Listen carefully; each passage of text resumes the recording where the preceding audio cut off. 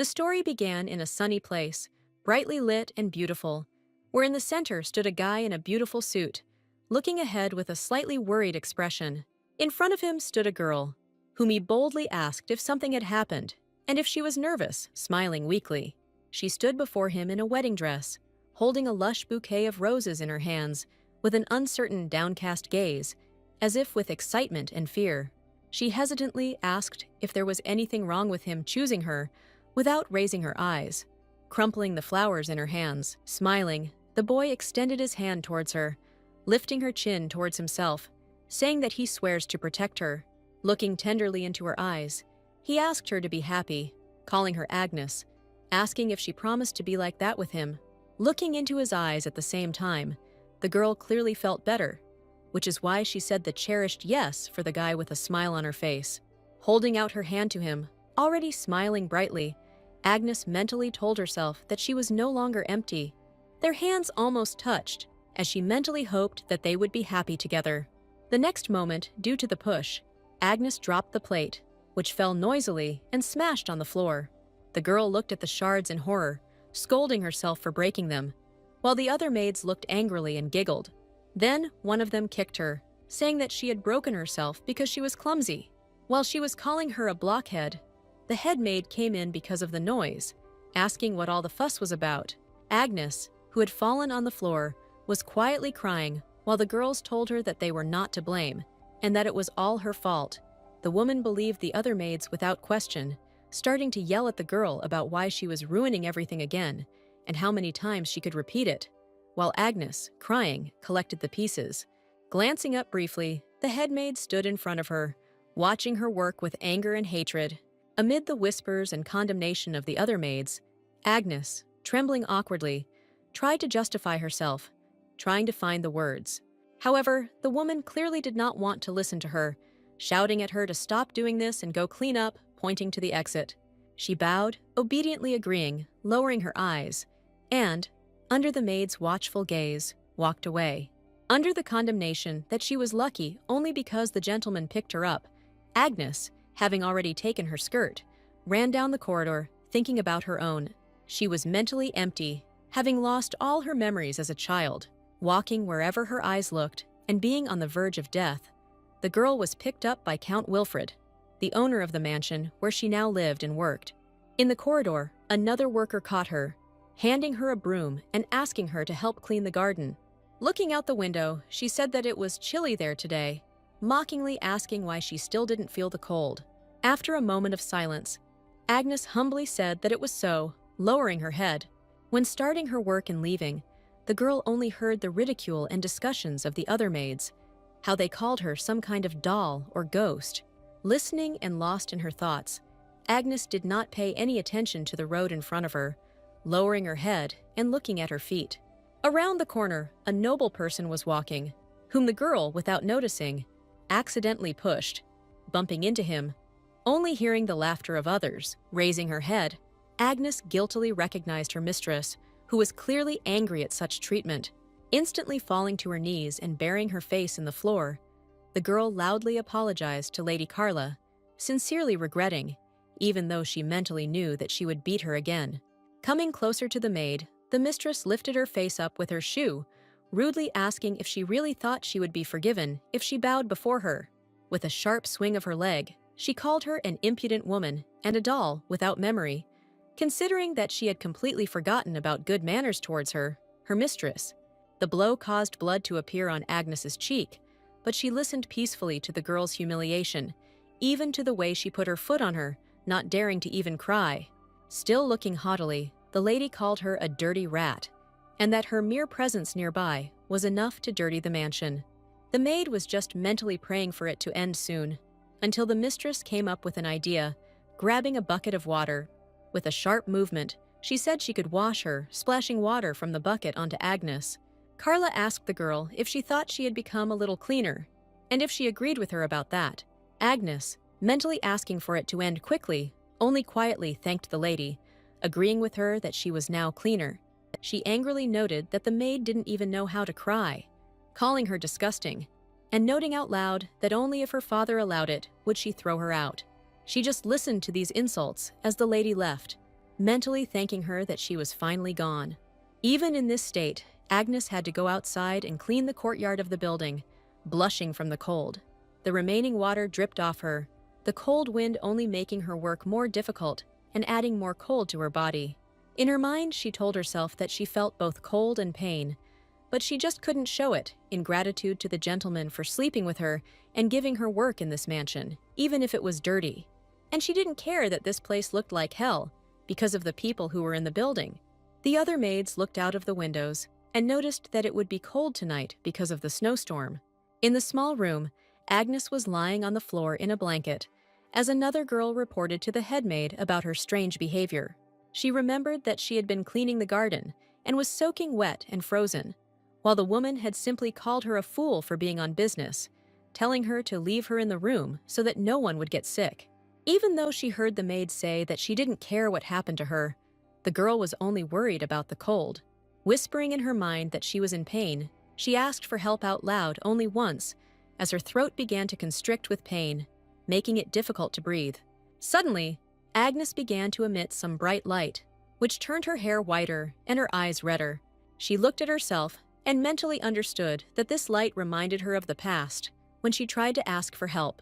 Feeling as if she were in formalin, floating, she wanted to know when it happened.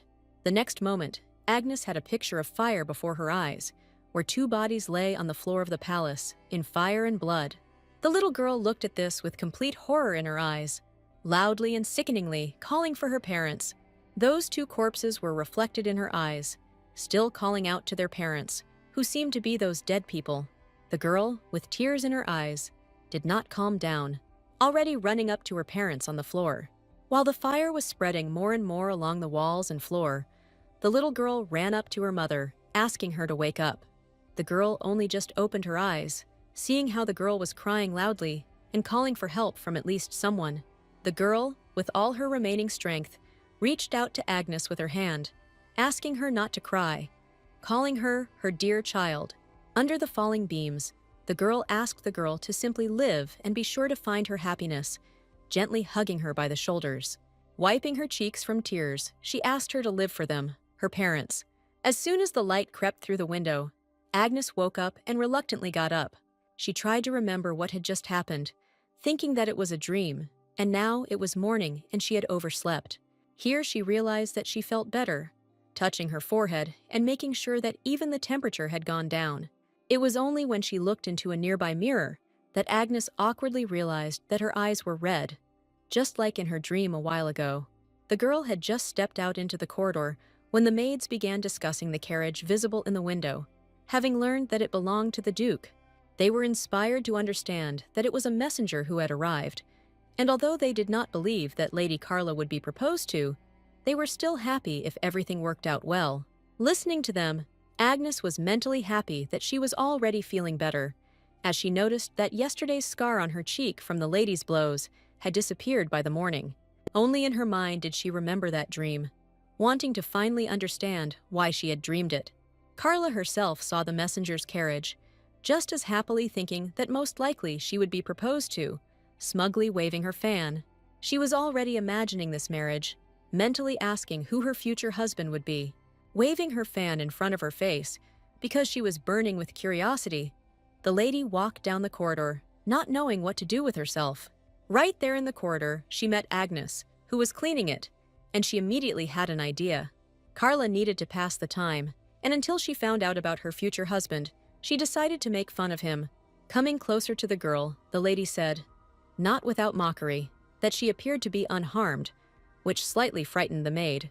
Looking down at her, Carla explained that she had heard that she had a fever and almost died. Instantly bowing down before her, Agnes mentally understood that she would be hurt again, when suddenly the lady said that she had business with her. Carla's parents, however, spoke to the messenger, accepting with horror and shock the offer they had heard from the Duke for their daughter. The lady herself, at that moment, threw Agnes into a dark, abandoned room, kicking her with a satisfied smile. Having said that, it would be ugly for such a dirty rat as that to show itself to her guests. Her task would be to stay here for some time. As soon as Carla said this, the door of the room instantly closed, leaving Agnes in confusion and misunderstanding. Having propped the door and bolted it, Shaking off her hands, the lady could not rejoice enough at her deed, happily noticing that she had killed time well. Carla returned to the palace happily, thinking that she would now go and talk to her parents about the future engagement. Agnes desperately knocked on the door, asking for it to be opened for her, but she did not suffer for long, quickly calming down. She quickly realized that her mistress had left, sitting sadly on the stairs and simply waiting to see what would happen next. At the same time, Lady Carla was already entering her parents' office, beaming with joy and calling out to them. Only they were clearly not so happy. But her mother, standing at the window and watching the messenger's carriage, called out to her daughter with a worried look. The girl seemed to ignore the darkness that hung over the room, asking directly whether the messenger had really come for her proposal of marriage, to which her father only sighed with concern. After some time, the man finally decided to explain and tell, immediately saying that she was right, because they brought a letter from the Duke, who asked for the hand and heart of the daughter of the Wilfred family. Carla did not hide her joy at such a proposal, mentally rejoicing that everything was as she thought. Without listening to the end, she immediately asked if she was now the Duke's wife, while her mother tried to calm her daughter's overflowing joy. Father had already risen from his seat, explaining that the man asking for marriage was Duke Gilbert Dedrix, a powerful man in the Eastern Kingdom. Here Carla realized with horror which Duke wanted her hand and heart, because he was also the most mysterious Duke, who rarely showed up in high society. It was especially known that countless girls had married him, and every single one of them had died a mysterious death within a couple of months of their wedding. It was for this feature that he was nicknamed the Deadly Duke, who seemed to send letters of fate. Carla immediately screamed that she didn't want such a fate, that she didn't want to die like this, asking why this happened to her and what she had done that was so bad. The mother was already trying to calm her daughter down, turning to her husband, saying that she had only recently turned 18, remaining silent for a while. Hugging her, she turned to the girl's father, noting that even if she had done something wrong, it was too cruel to marry her off to such a duke. The man himself agreed with this, hanging his head and guiltily realizing that if he refused, then, according to rumors, both the bride and her family would all be killed. The woman continued to console her daughter, realizing how terrible everything was and how cruel the man who sent them the offer was. Looking up at her father with tear-stained eyes, Carla asked if he was really going to sacrifice her for the sake of their family. Coming up to her, rubbing her eyes, the man asked her not to cry because Dad already had a plan ready.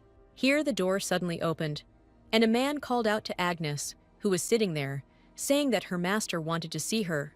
The head maid brought the maid into the office itself, not very happily saying that she had brought her here. Only the appearance of the girl outraged Carla, forcing her to angrily ask what she, a dirty maid, was doing here. The man calmly said that now Agnes would be the bride of Duke Dedrix, believing that she fully deserved it, while the girl herself stood in a stupor. His family also did not understand why the lady still asked, crying, what it meant. Her surprise and shock were supported by her mother, who asked her husband if she was really going to pretend to be Carla. The gentleman calmly approached the girl, explaining that the maid's real name was Agnes Wilfred, his brother's only daughter. These words echoed in the girl as the man continued that she, the daughter of Wilfred, would be the bride of Duke Dedrix. Besides Agnes, the noble family was also surprised by this fact, looking at her with surprise and some misunderstanding. Here Carla, having recovered from her surprise, asked with a cry whether the blood of the Wilfred family really flowed in the girl's veins. Her mother was also surprised, not understanding what was happening and not believing that she had a niece. Touching the maid's shoulders, the man loudly announced that she was now his daughter, which only puzzled her more. He quickly told that after the death of his younger brother, as the elder, he took the girl to himself as his adopted daughter. Due to circumstances, he treated Agnes like a servant, which caused his wife to misunderstand him, causing her to ask why this was so. Having said that he would tell her about it a little later, the man pointed his hand at the door, saying that he wanted to talk to the girl alone about everything. This request from her father really hurt Carla, which is why she became furious and started shouting at him. Only the man glanced sideways at his daughter, forcing her to remain silent with his gaze, voicing in a rough voice that he had told them to leave. Pointing to the door, which the head maid had already opened, She said sharply that she hated it when his family didn't listen to him. Mom had already gently taken the girl by the shoulder, leading her towards the exit, while she was already looking displeasedly in Agnes's direction. Her face instantly twisted in hatred, telling the maid that she would never, ever call her sister. As the gentleman's family left, Agnes felt strange with such greater hatred from the lady. As soon as they left, the man immediately began to apologize for presenting such information to the girl in such a way. Having suggested that they talk, Agnes at that moment hung there, standing with her eyes downcast, wringing her palms. Her owner noticed this too, but he remained silent, smiling and waiting to see what the girl would decide. She also reminded him that he had picked her up 7 years ago, and from then until now, she had been a servant in his family. The man immediately agreed with everything that this was so, only he did everything to protect her from problems. Agnes was of course puzzled by this, immediately asking what he meant by protect. Then he began to explain that his brother and his wife, that is, her parents, were killed by someone unknown. The maid asked in horror if he had really been killed, remembering her recent dream, realizing that it seemed like her memories. If he had behaved differently with the girl, her parents' killers would have come after her. So that was the reason the man behaved the way he did with Agnes. After asking again, she was very shocked that by making her a servant, he hid her from the killer. And having lost her memory, she cannot remember who she was. The man immediately agreed with her words, looking at her smugly and arrogantly. Walking up to her, he told her that it was time for her to return to her true past self, while straightening her hair. He immediately said that she would marry the deadly Duke instead of Carla, because only she could play this role. Agnes imagined this marriage with the Duke with horror, realizing that she had already fallen into a death trap. She had heard about this man through rumors with other maids, who recalled that any daughter of a nobleman who became his bride met with a quick death. Agnes asked in fear that if she married instead of her mistress, she would meet her death that way. Stroking her head, the man called her a pretty smart doll, which made him incredibly happy. As he got closer to the maid's face, he keenly noticed that even useless things sometimes came in handy, like her. He said that as a daughter of Wilfred's family, she should be proud of herself and follow her parents. The owner's gaze and his words greatly frightened and strained Agnes, but she clearly had no opportunity to argue. Only a voice from behind the door said that all preparations were finished. The man sent the maid to go and prepare for the wedding. There was a crowd of maids standing outside the door, their heads bowed before them, ready to work. The man only quickly said that Agnes must look worthy for the Duke's family, demanding that they take care of this. The girls peacefully obeyed him, saying that they would do as he wished, soon washing the girl completely in the bathroom. Agnes was a little uncomfortable about this, saying that she could have washed herself. The head maid only replied rudely that they could do nothing, addressing her as Milady, explaining that it was the master's order. While she was relaxed, the woman grabbed her by the shoulders, hanging over her, which frightened her. She sternly told her not to interfere with their work, because she was required to be just a doll until the very end. Agnes understood that she had been bathed, combed, and made up like a toy doll, where she would still have to put on a beautiful dress. Looking in the mirror, she suddenly heard from the head maid that even dolls can be beautiful, as well as that no one in this house would call her a servant anymore. Soon it was announced that the carriage had arrived for her, to which a terrible apology was heard behind her. Even though all the maids bowed before her, the girl felt the cold from their wishes for a safe journey. Before leaving, Lady Carla met her, clearly in a bad mood, which made Agnes feel uncomfortable. The lady herself said that although she had changed outwardly, she was still just as disgusting inside, hoping that she would be killed quickly. Carla also keenly noticed how useful the doll was to her, because it would die in her place. Having demanded that the previous servant express her gratitude, she never expected the girl to bow to her simply as she left. At the exit to the carriage, her owner himself was waiting for her, and he noticed how she began to look more beautiful, especially noticing that the Duke would be pleased with such a beautiful and young lady, while Agnes looked at the exit with fear. There was a carriage standing on the street with a coachman who had arrived to pick it up, which only caused more horror. The man, pushing the girl, said brightly that, as promised, the daughter of the Wilfred family would marry the Duke. The butler merely extended his hand to help the girl in, asking for her hand. mentally understanding that she would never return to this mansion again, no matter the reason. She was still grateful to the master for his care, promising to be a doll until the very end. Before she could take the conductor's hand, Agnes turned to the man, surprising him and making the guy feel awkward. She bowed low to him, saying goodbye and calling him her father. He didn't quite understand her gesture, only silently following her with his eyes as she got into the carriage. Very soon the carriage moved off, and the owner pretended to stand in his place, watching it go. Agnes mentally admitted to herself that even though she was an empty doll, she could feel emotions. Now, as she walked towards the Duke, she frankly felt fear awaiting her death. At the palace, the butler was telling his master, Gilbert, that the bride would arrive tomorrow. He also said that he heard that she was the daughter of Count Wilfred, while the guy irritably said that everything was repeating itself again. He didn't understand why they hated him so much, because it didn't matter who came. Any of his brides would die. Looking at the moon during the trip, Agnes was also aware of her imminent death, but did not resist in any way. In a bright meadow in the sunlight, a boy and a girl were playing, catching flowers and enjoying the game with each other. The boy was collecting flowers into a bouquet, suddenly turning to her, asking if she couldn't leave. The girl awkwardly admitted that she had the same strength as her mother, weaving a beautiful wreath from flowers. He gave her flowers, while the girl said that, until she could use her powers, she was forbidden to be around people. For this reason, she is always in the mansion with her mother and father, and the maids. Only, the girl admitted that she was very bored being at home, despite all the attention around her. That's why the boy asked her if she really wanted to go somewhere far from home, while his face was not visible because of the bright sun. Looking up at the sky, she dreamily said that she really wanted to travel, because she had read about it in books. Recalling, the girl said that many beautiful and wonderful things were written there in other cities. She really wanted to see mountains, lakes, and different landscapes, like in the pictures, because she liked all of it. Slightly embarrassed but excited, the boy said that he would go with her, because he himself was interested. Only the girl remembered one thing, because her mother always told her that it was very scary on the streets in the cities. The boy immediately said confidently that he promised to protect the girl, no matter what it took. Awkwardly asking him if it was true, the boy knelt down, which embarrassed her.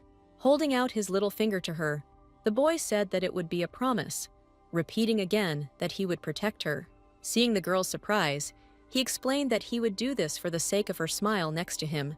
Continuing to confidently hold her hand and little finger, the boy even suggested that they stay together forever.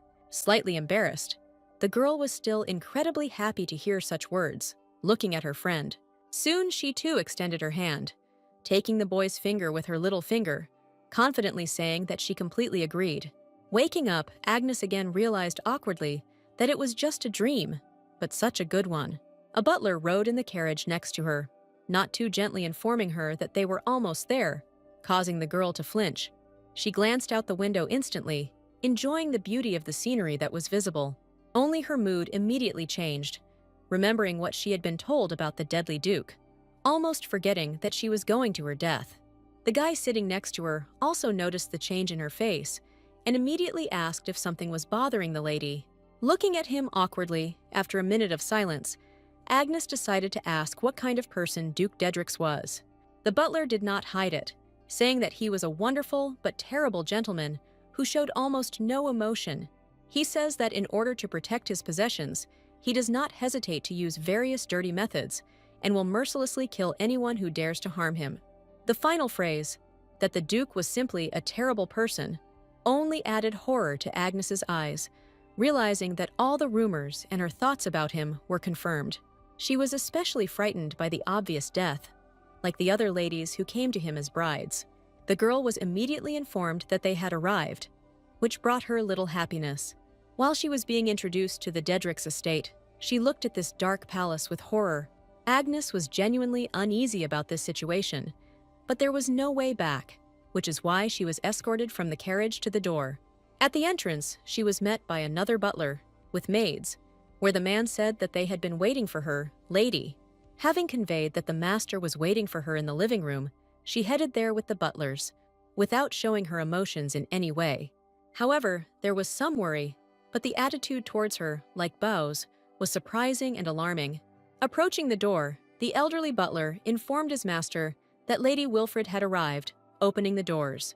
When they entered, the Duke was looking out of the window, from where the sun was shining weakly, leaving his gloomy figure in shadow. Agnes only became more frightened at the sight of the guy, not believing that this man was about to end her life.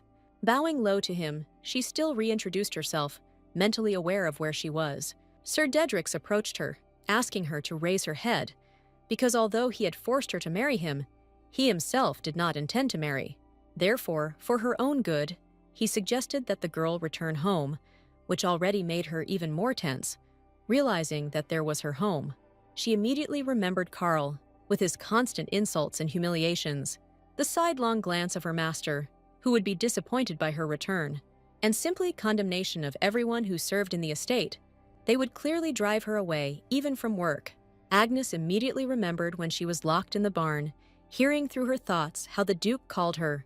He repeated rudely for her to come back, while the girl's fantasy added to his words the house that was hell, not believing that she had proven useless even to the deadly Duke. Agnes immediately said that she did not want to go back, explaining that she had already left the Wilfred family and had no place to return to.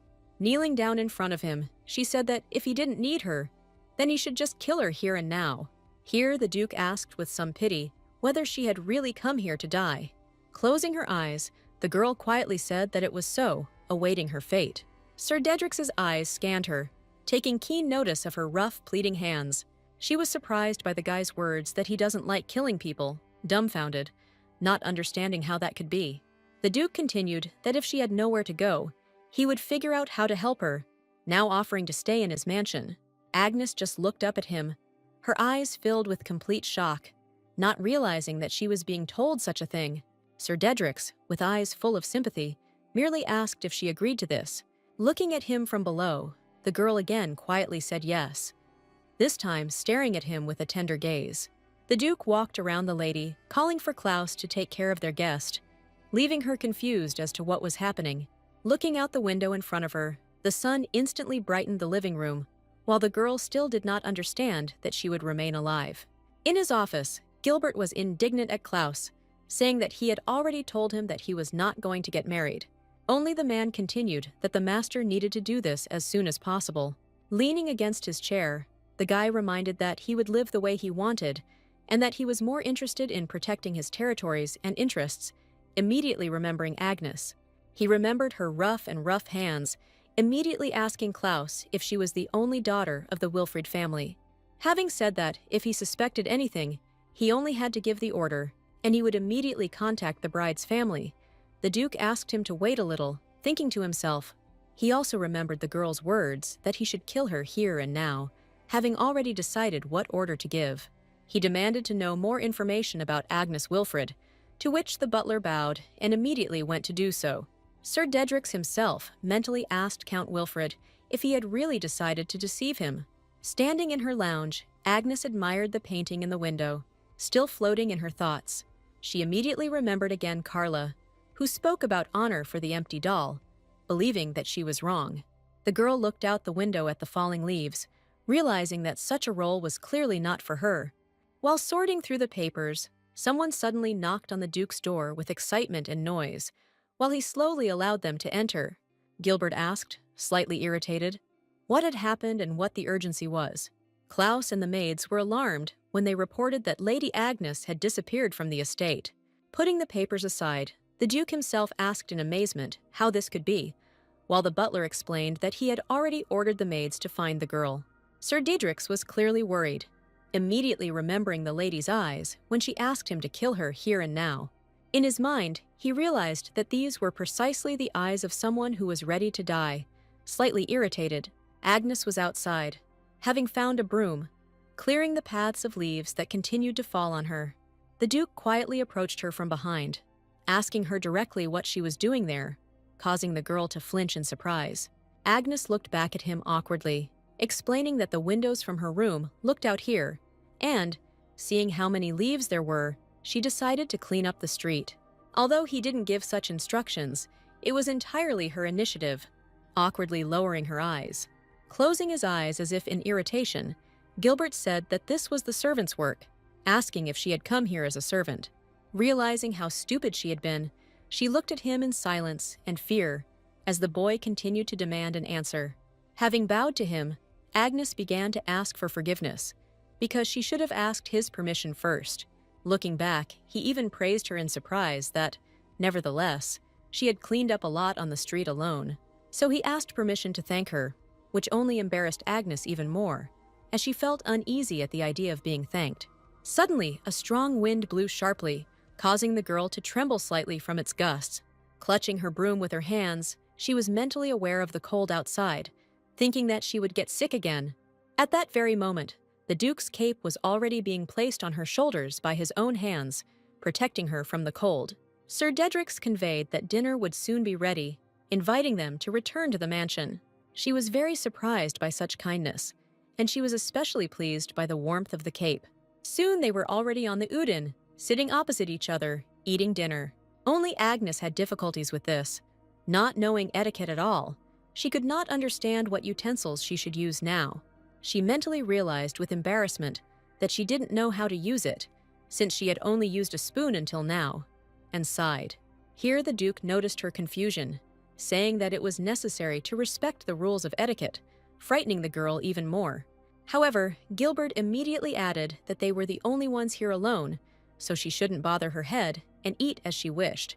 This calmed the girl down a little, but she still didn't decide to eat right away. Awkwardly cutting herself a piece, Agnes awkwardly held out a piece of meat, tasting the dinner. The guy watched her reaction, immediately asking if it wasn't tasty. Putting aside her cutlery, the girl tried to realize what she had just eaten. Beaming with pleasure, she said outright that she had never eaten anything more delicious. Sir Dedrix smiled at her happiness, saying that he was pleased to hear this, and made sure to convey her words to the cook. This made Agnes eat more decisively and with pleasure, enjoying her food. The Duke was also infected with this happiness, smiling as he continued his dinner, sipping wine from a glass. Having finished dinner, the girl awkwardly called Mr. Dedrix, wanting to ask a question. Looking at him, Agnes awkwardly asked whether they would kill her here or not. The Duke was beginning to be slightly irritated by this, noting directly that she was not learning anything, but also asking if she really wanted to die so much. Then, the girl honestly admitted that she was sent to him only for this reason. Gilbert asked with displeasure if this was about the rumor that the deadly Duke was killing his brides. He then explained that if she went out with him, she would certainly die, which surprised her a little. The guy didn't explain, only saying that for this reason he wasn't going to get married, but Agnes had nowhere to go. The girl awkwardly said that it was so, looking at him confidently, while he added that she was here only at his request. That's why he will find himself a new bride, which only surprised her more, not understanding why this is so. Having made up his mind, Sir Dedrix explained that he always sent his brides home, only if the bride came home again, telling him that she had been rejected, then everyone would immediately begin to humiliate her. After all, in that case, unpleasant rumors would have started even from the workers, and in this way, the Duke came up with the legend that he was killing all his wives. Only now, the guy wanted her, Agnes, to find someone she would truly like to marry for love. The girl only awkwardly repeated the last words, although she did not understand half of them because she was a servant. The Duke explained that the nobility had such a thing as a marriage of convenience, and if they found out that the bride was alive, they would give her to another, which is why brides usually chose travelers or merchants as their husbands. Together, they traveled to distant countries and lived so freely that even some such couples still live together. He added that this was much better than them returning home and remaining happy. Calling out to him, Agnes awkwardly began that everyone considered him a very frightening person, even recalling the opinion in the Wilfred family estate. It was only when she met him in person that she realized that everything about him was just a rumor, remembering the warmth he had shown her on the street. Having confessed, Agnes sincerely thanked him, because for the first time in her life, someone courted her. While saying that Mr. Dedrix was very kind, the guy was surprised and shocked by these words. He suddenly stood up, to which the girl, already frightened, began to apologize if she had said something wrong, since she had not wanted to insult him at all. Walking around the table, the Duke said that she was his guest, and neither he nor his servants would ever harm her. Advising her to rest now, the guy left, while Agnes smiled awkwardly after him. In his office, Gilbert, reading a book, still thought about the Earl's daughter Wilfred, because apparently they treated her very coldly. Moreover, no one was definitely involved in her upbringing, since the girl didn't even know how to use the dishes, causing the guy to have more and more questions. Later in time, he was walking down the hallway when he suddenly heard crying coming from Agnes's room. Knocking on the door, not daring to just enter, he was only more tense by the silence and crying, wanting to know what happened there. Having asked for forgiveness, the Duke entered the room, where he saw that the girl was sleeping in bed under the moonlight. Only the crying did not subside, which is why Gilbert came closer with concern, wanting to find out and see. After asking if everything was okay, Agnes lay there and cried, asking someone for help in her sleep. She quietly called for her mother, which only worried the guy more as he came closer to her. The girl again had that nightmare with her parents, calling them shrilly as a little girl. That dream was gone, and now she was weakly shuffling her legs forward, absolutely tired. On the way, she was met by Count Wilfred, holding out his hand and saying something to her little one. He took her as a servant, while other voices around her condemned her, that she was devoid of emotions, that she was like a doll and did not feel pain, where everyone wanted to hit her to test it. Immediately, Gilbert began to wake the girl, calling her name and asking if everything was okay, why she woke up, seeing his face in front of her. He placed his hand on her, gently stroking her, and explaining that he had entered the room without permission, for which he immediately apologized, but he had heard crying, which was why he had entered. As she rose, the girl did not immediately understand what it was, nor did she believe that there was crying until a tear fell on her hand. Awkwardly touching her cheek with her fingers, she only became more convinced that these were her tears, admitting that she was crying. The guy immediately asked with concern if Agnes had had a nightmare. After remaining silent for a moment, she admitted that these were memories from childhood, and that she was only an observer in them. Sir Dedrick sighed, uncomfortably realizing that it seemed like she had been through a lot. Only Agnes, more calmly, sat up in bed and admitted that she didn't know at all if this was true, because she had lost her memories. Having lit a candle, the Duke poured water into a glass, while the girl, wrapped in a blanket, watched what he was doing. Gilbert immediately held the water in front of her face, for which she thanked him and took the water into her hands. Sipping awkwardly from his glass, the guy asked if she could tell him more about her loss of memories. Agnes clearly felt trust in him, saying that it happened 8 years ago. Then the gentleman, immediately correcting himself that it was her father, picked her up. Only before that, she didn't remember anything at all, to which the Duke asked whether she had been adopted. Although this was true, the girl immediately added that she had Wilfred's blood in her blood, having only learned about it yesterday. Gilbert looked at her silently, thinking about what he had just heard. Holding the glass in her hands with concern, Agnes understood that she had to tell the truth beforehand, because she still couldn't deceive the Duke, not even knowing etiquette. Through the silence, she confessed to him that she had worked as a servant for the Wilfred family for 8 years. Looking down, the girl worriedly thought that the guy was probably angry with her, because no one would like it if a servant became the Duke's bride. Only Sir Dedrick did not say anything about this, only noting that Agnes's life was not very clear, because he surprised her. Sitting down in front of her, he asked if it had been hard for her to work since childhood, which only surprised her more.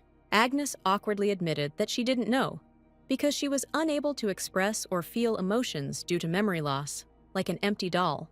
These words already caught the Duke's attention, wanting to know what and why it was so. The girl said that she was a creepy doll with no emotions, because that's what everyone told her. Only now she thought the same thing herself, which already surprised Gilbert, who looked at her in surprise. Agnes only continued that she was finally able to be of use to the Wilfred family, who sent her to the deadly Duke. Here the guy also realized why she was so calmly ready to accept her death. Rubbing her forehead, she said that the master ordered her to behave like a doll until the very end. Only the Duke said in a sharp, loud voice that he had had enough. Looking at Agnes, the girl instantly fell silent until Gilbert reached out and placed his hand on her shoulder, calming her down. Looking into her eyes, he clearly said that she was not a doll at all, because she was standing on the street and shivering from the cold, and now she was having a nightmare and crying. As her eyes filled with happiness, the guy continued that she, like any other person, can feel compassion and emotions. In conclusion, he added that Agnes had simply been alone all this time, looking tenderly. Such tender words meant a lot to the girl, making her feel better, while sparks appeared around her. After a while, Agnes awkwardly asked if this meant she was alive, to which she received a quick yes. That's why Gilbert conveyed that he would not let her die, promising that she would live on. After asking if there was anything she would like to do, the girl thought for a moment, closing her eyes. Soon Agnes said that she wanted to know everything about herself, remembering her past as a maid. Having risen, the Duke calmly said that he could certainly help the girl with this. Smiling softly, she tenderly thanked him for everything, sparkling with happiness. In the morning, the maid was already decorating her, saying that it suited the girl very well, embarrassing her in front of the mirror. Agnes immediately thanked Malin, to which she told the lady to call her informally and not to be shy about asking her for help. While waiting for breakfast with Agnes, Gilbert read the papers the butler had brought him, studying them. Soon the girl came with an escort, wishing him good morning and immediately apologizing for the previous evening. Handing the papers back to Klaus, the Duke also passed on his kind words to the girl, noting that it was he who had broken into her room yesterday. Asking why she was apologizing, putting her hand to her face, Agnes awkwardly realized the truth, again quietly apologizing for the confusion. Trying to divert the subject, she awkwardly thanked the Duke for talking to her as she sat down at the table. Here, Gilbert conveyed to the girl that she was very beautiful, causing her to become slightly embarrassed. Only then did the Duke notice that she had no knowledge of the life and behavior of nobles, even if she were considered a bride, since it would not be easy for her. Agnes felt some pressure from this, mentally not knowing what she should do then. The guy continued that she had absolutely no memories of her childhood, and that there could be problems with that, looking at her. The girl was completely dejected by such comments. Even though she knew about them, she was still worried.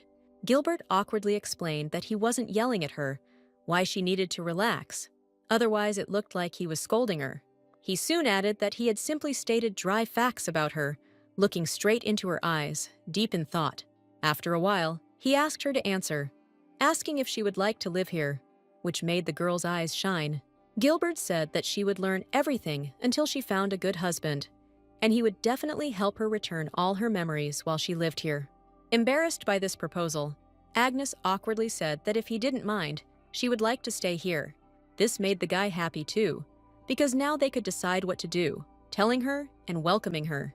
As the day approached, Klaus read aloud from a book that Ubel Wilfried had lost his brother and his wife 8 years ago, and had then found and adopted little Lady Agnes. So the girl was a purebred representative of the family line, while Gilbert asked if there was a description of the parents and the cause of their death. Dvoretsky responded that there was no information in the official documents, which is why the question arose as to who was hiding the information. Closing the book, Klaus asked if the Duke really liked the lady, to which the guy replied, slightly irritated, that he still had no intention of getting married. After all, he swore that he would marry only the one, even if it took him his whole life to find her. Going off topic, Gilbert asked what was up with the teacher for Agnes. Had the butler found anyone? Here the man had a suggestion, immediately asking what about the daughter of Viscount Fuchs. Reminding them that they also owed the Duke something, the guy agreed, asking to send them a letter. At the estate of Viscount Fuchs, the girl was already reading the delivered letter, saying that the time had finally come. She considered all the brides of the deadly Duke to be fakes, because she would be the real bride. Another day, Gilbert was already introducing Mia Fuchs to Agnes, explaining that she would now be her teacher. Mia said tenderly that she was very pleased to meet Lady Wilfrid. Taking Agnes's hands, the girl said that she already knew what she had to go through, and that she would do everything she could to make her a real lady. She was already looking forward to working with her, while the lady quietly squeezed the same thing, slightly hesitantly. Holding the girl's palms, Mia said that she was a real beauty, while the Duke was clearly pleased with their relationship. The girl only continued that they, as peers, would definitely be able to get along, while Gilbert, leaving, told her not to overdo it with her studies, counting on Mia. She let go of Agnes's hands and looked back at the guy with admiration, conveying that everything would be done in the best possible way. At the door, the Duke looked back and said that they would see each other later, saying this to Agnes. Smiling slightly, the girl happily conveyed that it was good, while waiting for it herself. As soon as the door closed, Mia's face changed, suggesting that the girl begin their lessons. Agnes sat at the table, while Mia, holding a book in her hands, conveyed that, first of all, they needed to understand her level, so they would do some small tests. The lady did not resist, lowering her eyes and nodding in agreement. The girl explained that she would read a poem from this book, and Agnes's task would be to write it on a piece of paper. When she was told that this method was widely used to teach writing and that it brought back memories from her childhood, the girl immediately felt uneasy. She wondered in her mind if Mia knew exactly what she was going through as she came closer, causing Agnes to apologize. She conveyed in a slightly pressurized tone that they couldn't talk in class without permission, and besides, they were starting. While the lady began to consider what she would work as, Mia giggled maliciously because she knew that she would not be able to write a word, because she had absolutely no education and also lost her memory and worked as a servant. She remembered a recent conversation with Gilbert, who had said that there was no point in training Agnes in this way. She understood that Gil wanted to find himself a good wife, but she saw her as a rival, not understanding what was so special about her. Looking askance at Agnes, she wanted to quickly show how untalented she was so that she would be thrown out of the mansion. Agnes herself was awkwardly at a loss as to what to do, since she had never read a book or held a pen in her hand. Having realized how to hold it, the girl suddenly felt some old pleasant sensations return. With her hair pulled back, Mia said they would begin by reading lines from the book that day. "I heard how the world changed." Whispering these words to herself, Agnes suddenly felt and remembered something from the past, long ago. The girl in front of her suggested reading a book today about a wonderful story about a princess and a prince who fell in love with each other. She quickly wrote on the sheet, remembering that she also wanted to meet the same prince, and that now the book that Mia was reading was the same story from the girl's dream. In those dreams, the girl was reading a book with the baby, holding her on her lap and reading together. Kissing the girl's head, she said that she really hoped that the girl would one day find her wonderful prince. Mia smugly thought out of the corner of her eye that the girl couldn't write, but continued reading. Having read to a certain point, he suggested that Agnes take a break, offering to see what she had come up with, which clearly made her a little embarrassed. Taking a piece of paper from the table where the girl was writing, she mentally wondered if she had written anything correctly at all. Only after taking the piece of paper did Mia see that she could write. Even her handwriting was very beautiful. While checking for errors, she was angry that Agnes had not made a single mistake, even in a text in which adults could make mistakes. Her emotions were observed from the side, and the lady immediately apologized to her in advance. Mia immediately smiled, saying that everything was fine, especially since she was the daughter of the Wilfred family, and it would be stupid to think that she couldn't write. Looking at her hands, Agnes herself did not believe that she could write, realizing that she simply knew that poem. The thought of that girl, and it seems her daughter, who read that book in her dreams, came to her mind again. Placing her hands on her chest and closing her eyes, the lady understood that something had appeared unexpectedly, but as if it had always been with her. Only Mia immediately threw a stack of books on the table, conveying that then they would increase the difficulty, because in order to become a beautiful lady, she needed to study hard, especially etiquette and art. After all this is a mandatory component of any nobleman, and she will not give any concessions, because the girl has lost her memory. Looking threateningly, smiling immediately, Mia told her to do everything quickly and find herself a wonderful husband, because she would not want Mr. Gilbert to worry about her. Agnes, full of determination, said that she would try very hard for this. While working hard on her books, Mia sat in another chair, frankly bored with these classes. However, as soon as there was a knock on the door, she jumped up smiling, thinking that it was Gil who had arrived. It was indeed the Duke, asking the girls how they were doing with their studies. Embarrassed, Mia immediately said that everything was fine, because Lady Agnes had excellent basic knowledge, and that in a little time she would learn everything. Gilbert was surprised by this, wanting to see what the girl was doing. Taking the paper on which she had recently written, he asked Agnes if she found this surprising, also noting that her problem was gradually being solved. Mia stood to the side, looking at their relationship, slightly and obviously sideways. The guy continued that, perhaps, before she lost her memory. Agnes had some knowledge, and although she didn't remember it, it was still there in the depths of her head. The girl herself was happy about this, although surprised, but also believing that his theory was true. Only the Duke noticed that it was only the first day, and they still had plenty of time, so she did not need to learn everything at once. Having thanked him, Agnes asked Gilbert not to worry about her, explaining that she still wants to study as soon as possible. The guy smiles softly at her, clearly happy with her desire. Biting her lip and with some envy, Mia watched and listened to their conversation, becoming even more angry.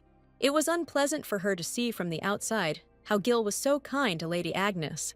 However, watching the girl's behavior, it seemed to her that she was a crazy, impudent woman, since she was trying to apologize for everything, as if she did not understand her situation.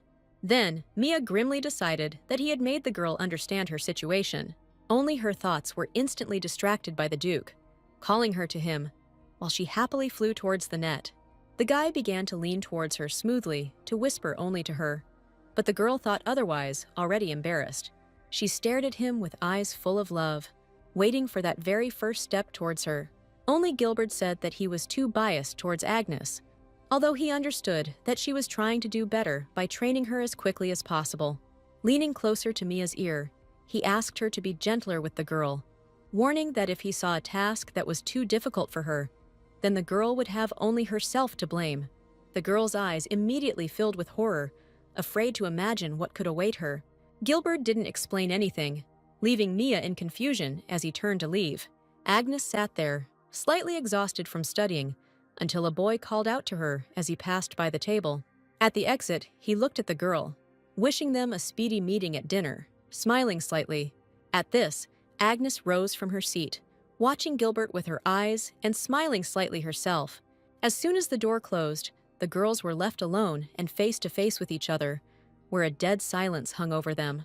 Feeling the unpleasant aura of the girl's mood, Agnes awkwardly called over, approaching and wanting to find out what was going on. However, Mia turned sharply and pushed the girl with force and some hatred. Due to this fall, he fell onto the floor in the chair, while the lady fell on her butt. Clenching her hands into fists, Mia noted with glee that she had overdone it, smiling falsely. The girl looked at her friend with bewilderment and fear, while she asked permission to ask something. Mia asked directly if she was really going to take Gil away from her, telling him that he already had a fiancé, something he had been looking for a long time. Noticing that Agnes did not understand who she was talking about, the girl explained that the guy had promised his bride when he was little that he would take her as his wife. Looking at the girl's still surprised face, Mia asked if it couldn't be that she had no idea who it was. Then, smiling, making eyes and being shy, she said that it was she and she would be his bride. It was just that Gil didn't remember her. Thinking about it with tenderness, while Agnes was still surprised. Looking menacingly, she conveyed that if she thought she could take him away from her, she was very much mistaken. Looming over Agnes, her shadow falling on her, Mia demanded that she stop acting like she didn't understand anything and get away from her future husband. The next day, the maid happily decorated and straightened the girl's clothes. Only then did she notice the bruises on the lady's hands, asking where she got them from. Looking at her own hand, Agnes simply awkwardly covered it with the sleeve of her dress, saying that it was just a fall. The sleeves were too short. Why was she already covering the bruise from Maylene with her palm, saying that it didn't hurt, so everything was fine? She mentally admitted to herself that it was Mia, because she was punishing her. After all, the girl was not at all embarrassed to hit Agnes with a pointer, sometimes on her shoulder, sometimes on her arm. The maid immediately assumed that it might be Lady Mia, looking worried. Moreover, she remembered how she had forbidden them to even approach that room in order to concentrate on their lessons. She remembered the state Agnes had been in after her first lesson with Mia, saying she was very worried about her. While changing the girl's clothes to hide the bruises, she said that if anything like that happened, she would be obliged to report it to her master. Sighing and closing her eyes, Agnes asked Maylene not to report or say anything to the Duke about the bruises, since she had simply fallen. Moreover, he added that he didn't want the maid to have problems because of her later, to which she wanted to say something else. Agnes interrupted the girl, saying that Mia was important to the Duke. These words only left Milan even more stupefied. mentally not understanding what the lady was talking about. She looked at the time, telling the maid that classes would start very soon. With her head down, the girl opened the door for the lady, leading her out of the room so that she could go to class. She immediately called out to Meline, conveying with a bright smile that she was incredibly grateful to her for everything. The girl blushed at this, feeling the warmth from the lady's words, which slightly turned her head. Agnes walked down the hallway alone, knowing in her mind that this was much better than the Wilfred family home. She especially remembered the Duke's words that she was not a doll, which is why she herself began to consider herself not as empty as before, walking confidently. Entering the office, Agnes immediately greeted Mia, who was waiting for her there, wishing her good morning. She stood quietly with her hands folded, saying that she was looking forward to their classes starting. Mia wished the lady good morning with a smile, noticing how positively she was disposed. Approaching her with a pointer, the girl said that when she is so serious about studying, she begins to glow with happiness. Only when she grabbed Agnes by the arm did she lift her sleeve, saying that she could not believe that she had kept silent about the beatings, asking if she was really trying to appear a pretty girl to everyone. Squeezing her hand until it hurt, Mia asked if the girl understood that there was no point in her keeping silent. Holding Agnes's hand, the girl asked if it hurt, deliberately making it more painful, suggesting that she change her mind and leave the mansion right now. Only the lady, enduring the pain, said that she would never leave, slightly gaining confidence. Raising her head and turning to Mia, she asked why she was so eager to kick her out. Surprised, the girl let go of Agnes's hand, saying that her statements were too serious. She was just trying to show her that she didn't belong here, which amazed the lady even more.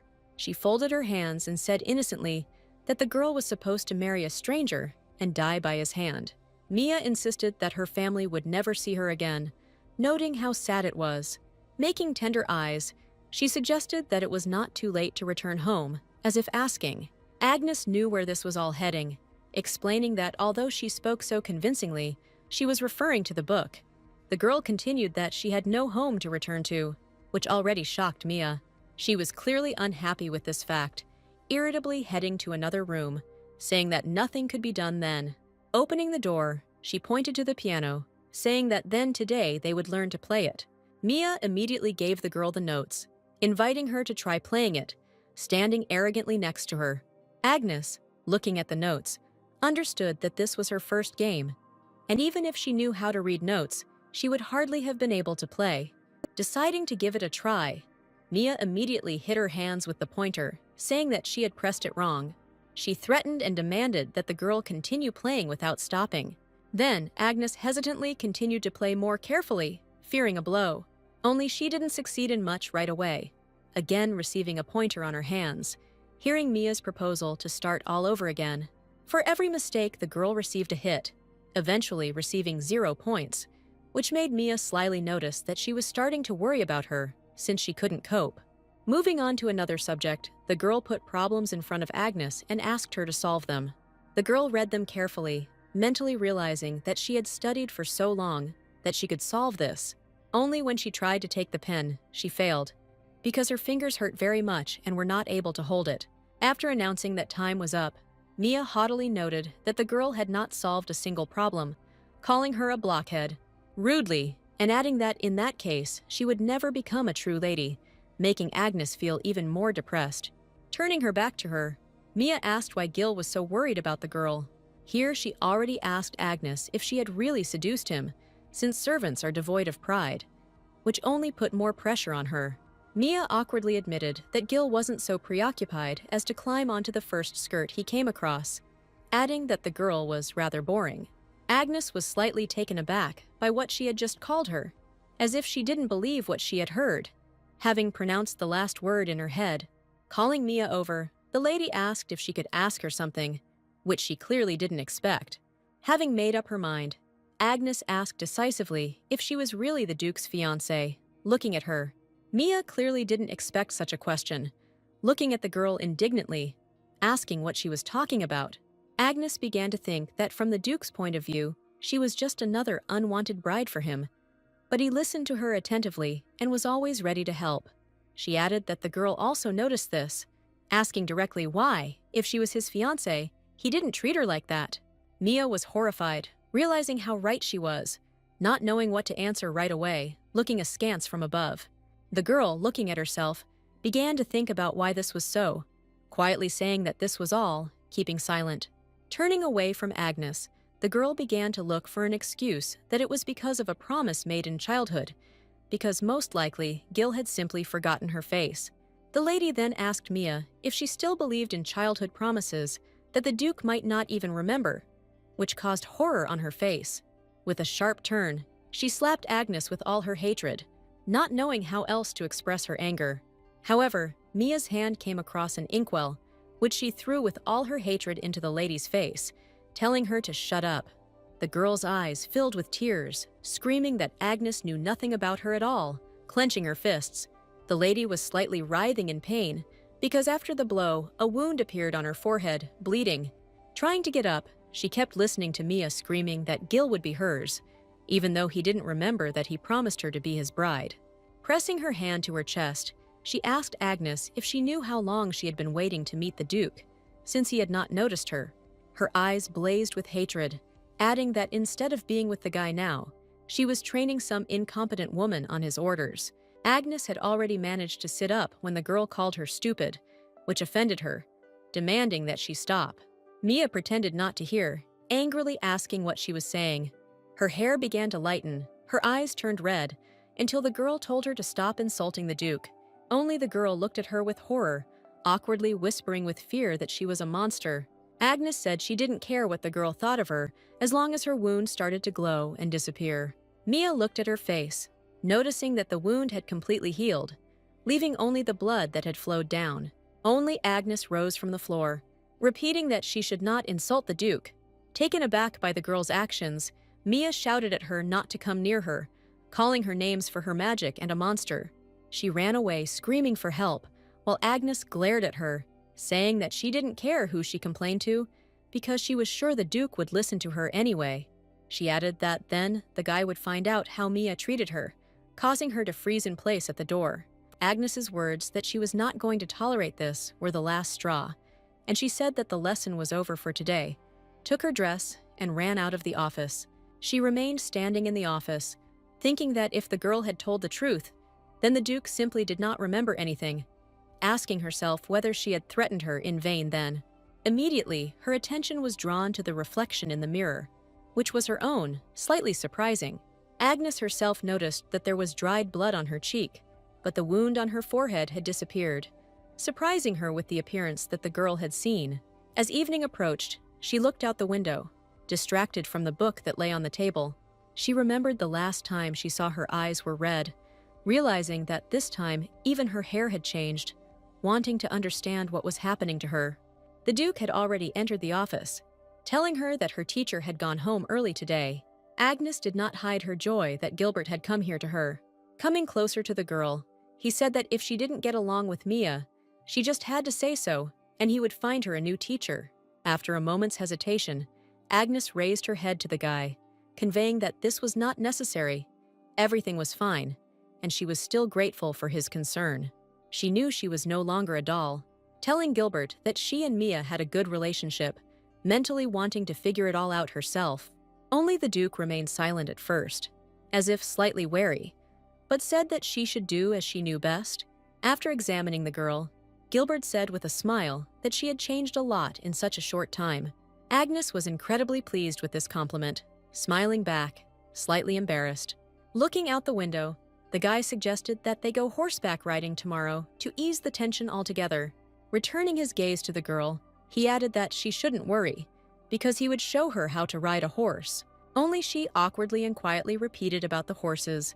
Looking at the Duke slightly emptily, she remembered a not very good memory of them, where she was already a servant on the street, clearing away leaves.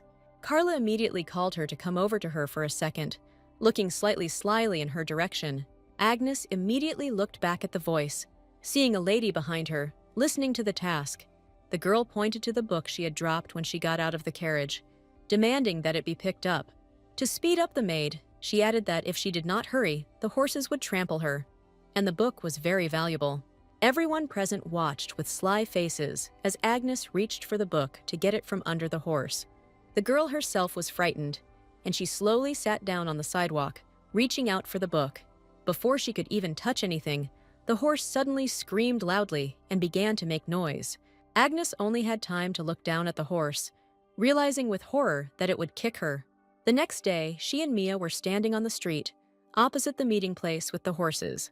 Although Agnes did not show her concern outwardly, she mentally admitted to herself that the horses frightened her. Only the thought that today she was with the Duke drove the fear away. Only Mia looked at her askance, mentally understanding that she was a real monster, not understanding how she could be calm at all after yesterday.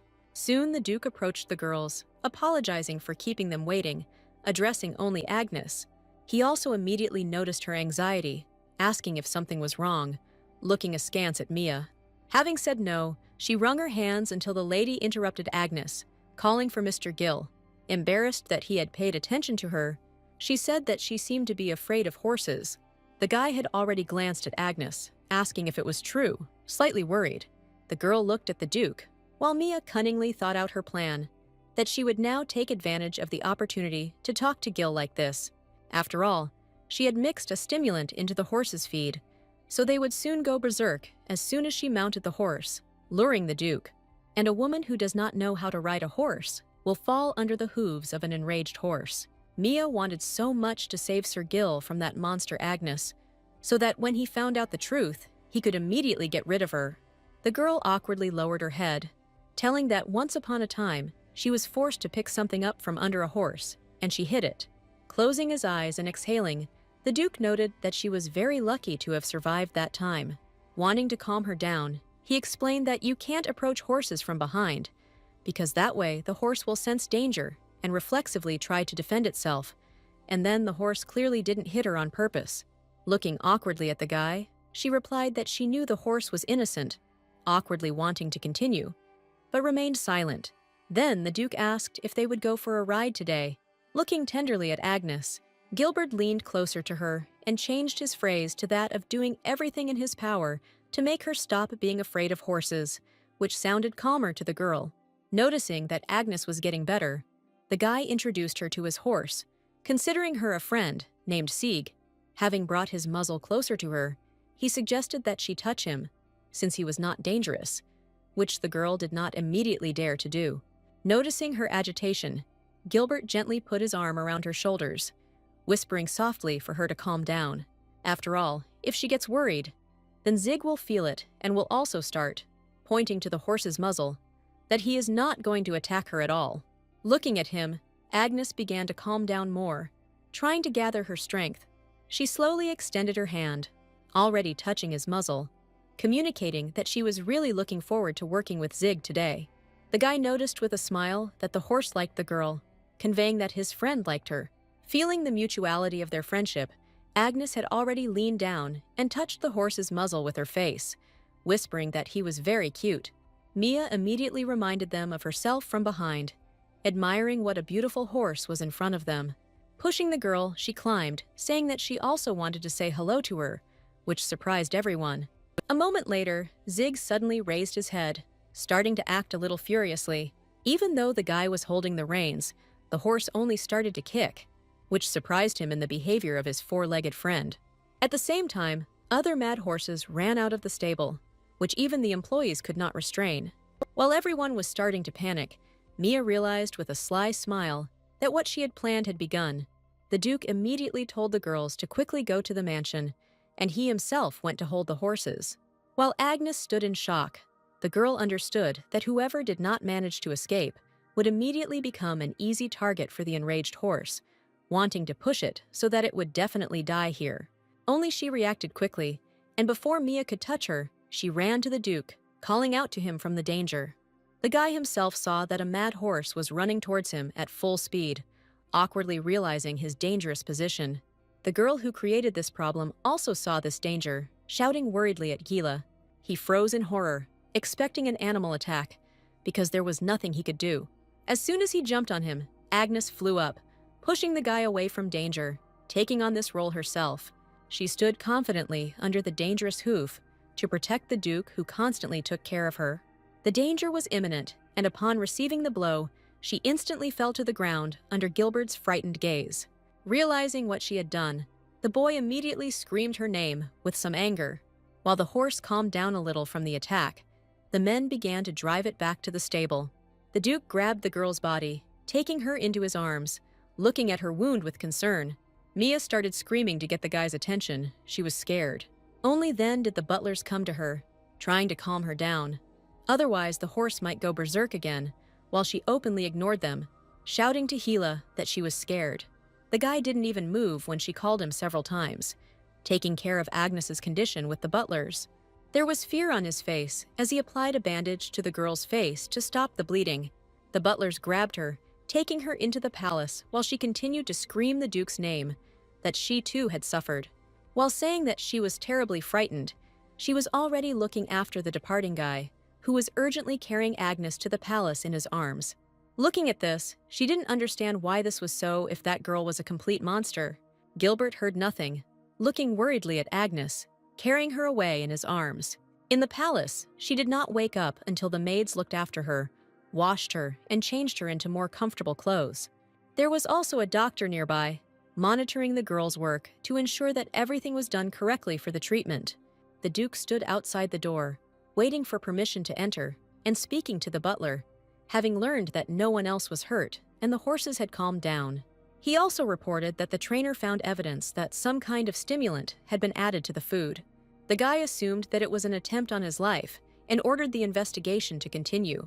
Standing in his office, he looked out the window, thinking about Agnes, trying to understand her.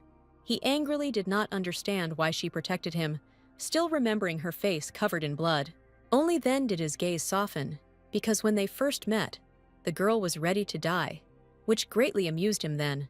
His thoughts were interrupted by Mia arriving and asking if that girl was really that important to him, even more important than his own fiancée, which caused Gilbert to turn around and ask what she was talking about. Putting her hands on her chest, the girl asked what happened to the promise they had made to each other in childhood. The Duke frankly did not understand what she was talking about, which caused his gaze to change to a rougher one. Mia came closer to him, offering that if he couldn't remember, she would be happy to help him. The girl touched his face with her hand, saying that she was the bride he was so diligently looking for. Mia remembered how they used to meet each other when they were little children. Only all their interactions were exchanges of glances without words. Only a few times did the Duke turn to look at her, since this was the first time they had met. Only Mia assured that they had promised each other an engagement. The guy listened to this story with some disgust and annoyance, narrowing his gaze. Sharply pushing her hand away from his face, Gilbert reminded her that, yes, they had indeed met when they were children. Only this happened simply because they were sitting together at a table where adults were talking. After clarifying whether he was right, he asked whether she really considered this a promise of engagement. Mia continued to convince him that the guy simply didn't remember, because it was a long time ago. At that time, she was the only pretty girl around him, and so he wanted to get engaged to her, beaming with joy at his idea. Only the Duke's face became more gloomy, saying that this was some kind of nonsense. The girl was clearly not prepared for such words, looking sideways at the guy with a false smile. Gilbert continued that his bride had distinctive features that could not be forgotten by looking at and examining her. Soon, and having concluded that it was definitely not her, Mia Fuchs, as if wounding her with words, terrified her. However, the Duke did not pay attention to this, continuing that his bride was special to him, and he was not very pleased when he was confused with someone else. He offered the girl to apologize for this misunderstanding, but Mia pounced on him, grabbing him and screaming in his face that she loved him. With eyes of complete despair and madness, she said that even today she had protected him from Agnes, because she was a monster that needed to be gotten rid of. Here Gilbert realized something, looking at the lady with surprise, realizing what she had said. Pushing her away from him, grabbing her by the shoulders, the Duke asked with a shout if it was really she who had added something and mixed it with the horses. Looking at the guy's withering gaze, she stuttered and admitted that she only did it for his sake. Realizing what had happened, the guy let go of Mia, saying that he had chosen her as a teacher. Looking sideways at her, it seemed to him that Agnes would have a good incentive to study with someone of the same age. Mia listened to the guy in fear, and from his gaze, feeling the sweat running down her face with tears. It was then that he realized that he had made a very mistake in his choice, exposing the girl to danger next to Mia. Only now did he understand that he should have kicked her out of here much earlier, while the lady was thinking that she was the daughter of an aristocrat with good manners, clearly better than some servant. She considered herself much more important than the worthless monsters, meaning Agnes, considering that Gil was simply disgraced by the fact that his horse had gone mad. And he thought about her, because Mia believed that it was because she was special. Already looking back at the guy, asking what was going on, he called the butlers, pointing at the girl, saying that she was a criminal who had attempted on his life, ordering them to seize her. Only Mia, out of fear, did not give in, screaming for no one to touch her, because she was the real Lady Diedrichs. Falling to the floor, since she was no stronger than the butlers, the girl begged Gil to listen to her, promising not to go so far. However, even the oaths did not make the Duke soften, looking down on her while she was being seized. Crying, Mia asked him to stay with her, because he would not be able to resist her charm, because she believed that she was the one for him. The guy interrupted her words, asking if she really believed that he would fall in love with her if she was just there. The Duke's sharp gaze made Mia go quiet, looking up at him from below, stuttering. Standing opposite her, he said that he respected Agnes, who had risked herself to protect him, but she simply ran away from responsibility, which made Mia tremble from such harsh words for her. Gilbert merely added that his answer would be clear in her convictions. Lying on the floor while they held her, the girl stuttered and choked with tears, unable to say anything. The Duke reacted coldly to this, warning that if she ever caught his eye again, he would take her life, like a true Duke of Death. These words clearly brought horror to Mia's eyes, only for Gilbert to continue that she had once called Agnes a monster, pausing. Later, he continued that here she looked more like a monster than anyone else, which shook the girl even more, causing her to tremble and cry. The words that she was a monster here completely knocked her out, causing her to fall to the floor and lose any strength to resist or persuade. Gilbert met the nurses and doctor in the hallway, knowing that Agnes was already recovering and should wake up soon. The girl's appearance was indeed better and more relaxed, but she continued to sleep. The guy sat next to her, bowing his head over her, looking at her tenderly, wishing that she would get better soon. His attention was also drawn to the bandage, which had loosened slightly, with his palm slightly adjusting his hair to look at the fabric. He asked out loud if the girl would mind if he rewound it, filming it with tenderness and care. Adding that he wanted Agnes to wake up as soon as possible, he looked at her forehead in shock. As he stroked her, Gilbert couldn't believe that the wound was completely gone, as if it had disappeared from her face. Immediately, memories came to him of how a little girl with white hair said, holding his hand, that everything was fine and that she would definitely help him. His little face was covered in bruises and scratches, but in his mind he admired them, noticing how beautiful the girl was, sparkling. Looking at Agnes, he was taken aback, thinking for a moment that she was that girl.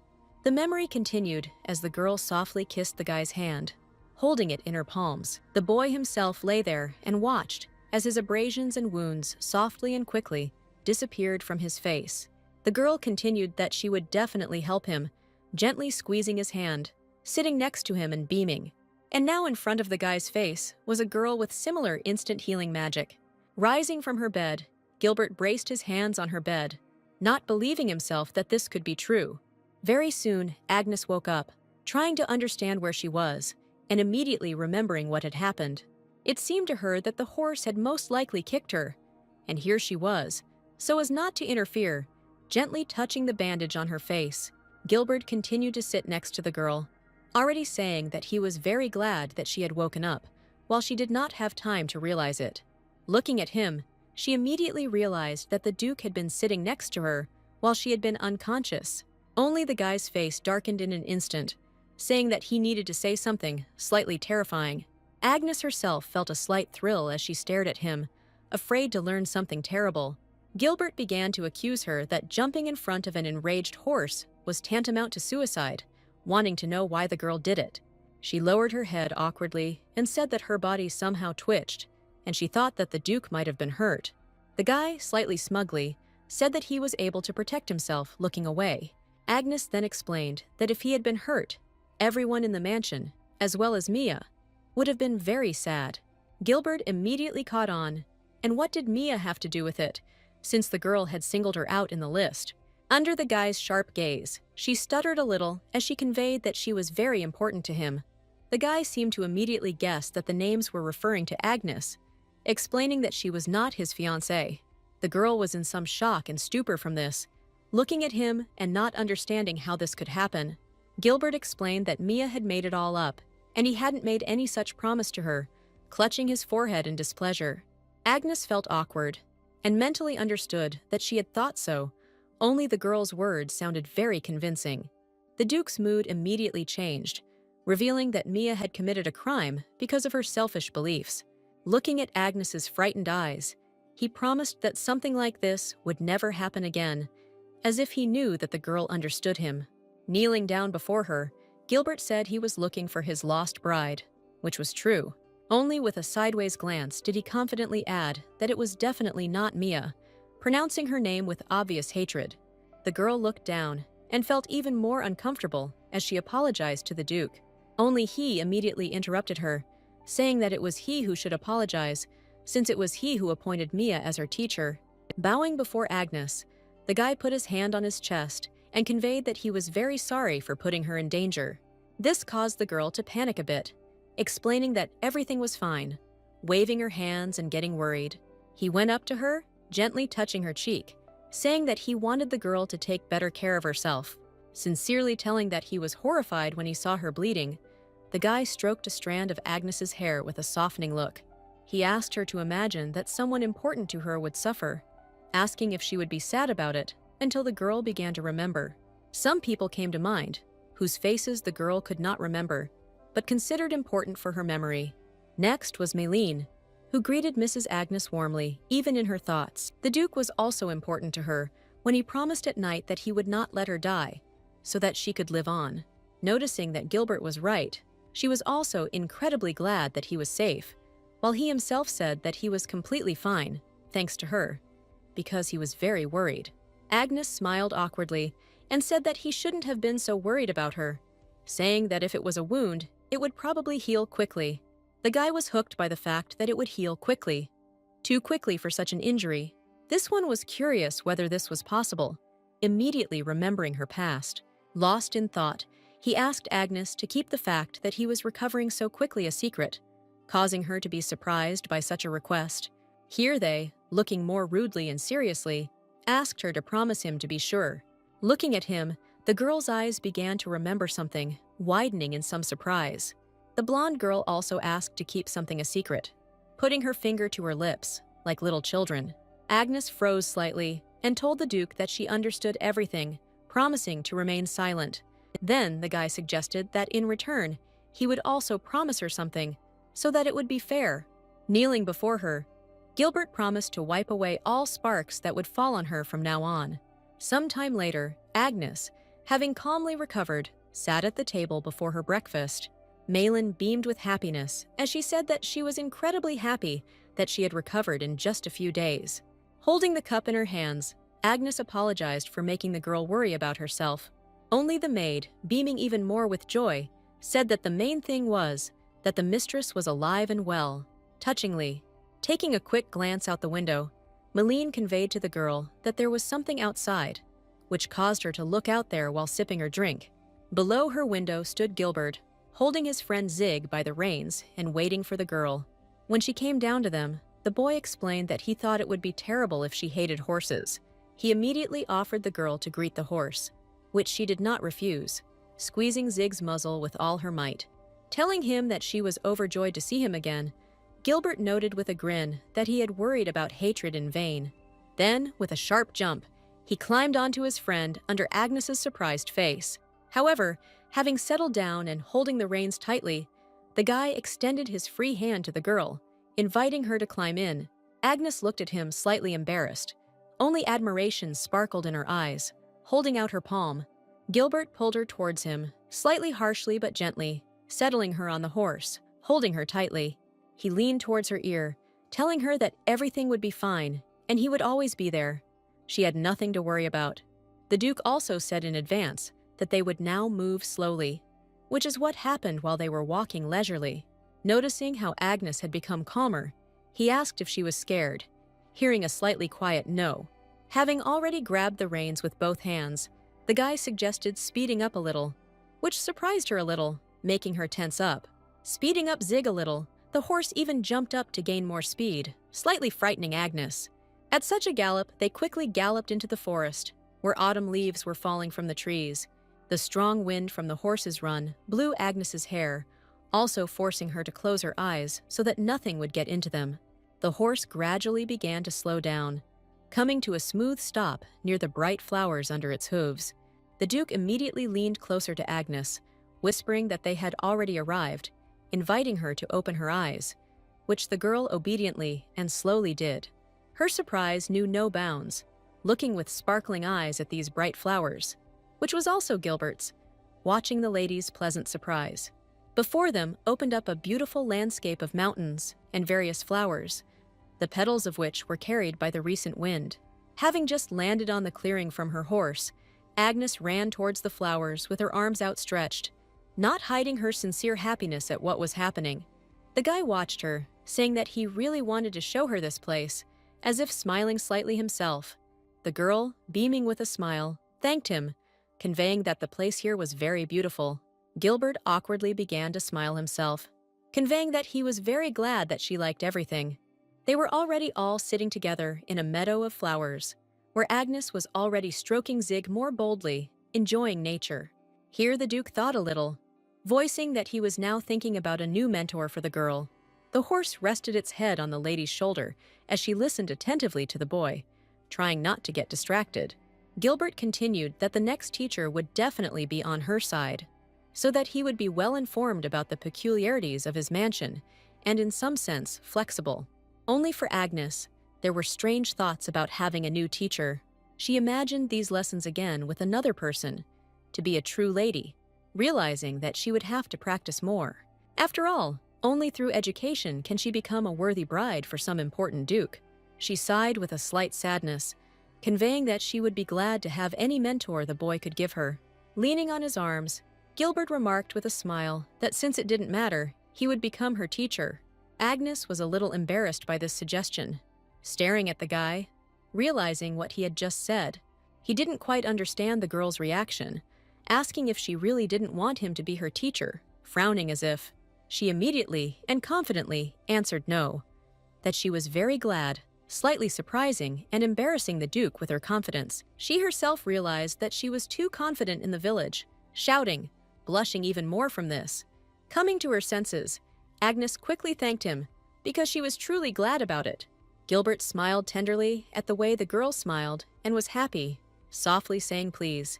While Zig was eating, they walked a little closer to the water, where Agnes awkwardly called the Duke.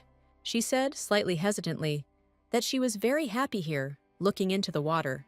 She is incredibly grateful to everyone for their kindness to her, although it made her a little wary, making the guy a little nervous. Sitting down near the water, looking at her reflection, she asked honestly if it was possible to be so generous. Gilbert immediately said that she deserved to be happy, and they all wanted to see her smile. Then she looked back at him, calling him Duke again, wanting to ask something. Only the guy interrupted her, asking her to call him Gilbert, because he felt a little uncomfortable when people addressed him by his status. Smiling softly at him, Agnes thanked him awkwardly, now calling him Mr. Gilbert. At Wilfred's estate, the butler was telling his master that Agnes was supposed to die when she married the Duke of Death, but she was still alive. Smiling slyly, the man noted that everything was going according to the plan he had. The butler asked, slightly surprised, whether the gentleman was not at all surprised by this, watching him walk towards him. A portrait of a blonde girl with scarlet eyes peeked out from behind the curtain as the man continued that he had waited 10 years, but something had never awakened. So the proposal of marriage from the deadly Duke came just in time for him.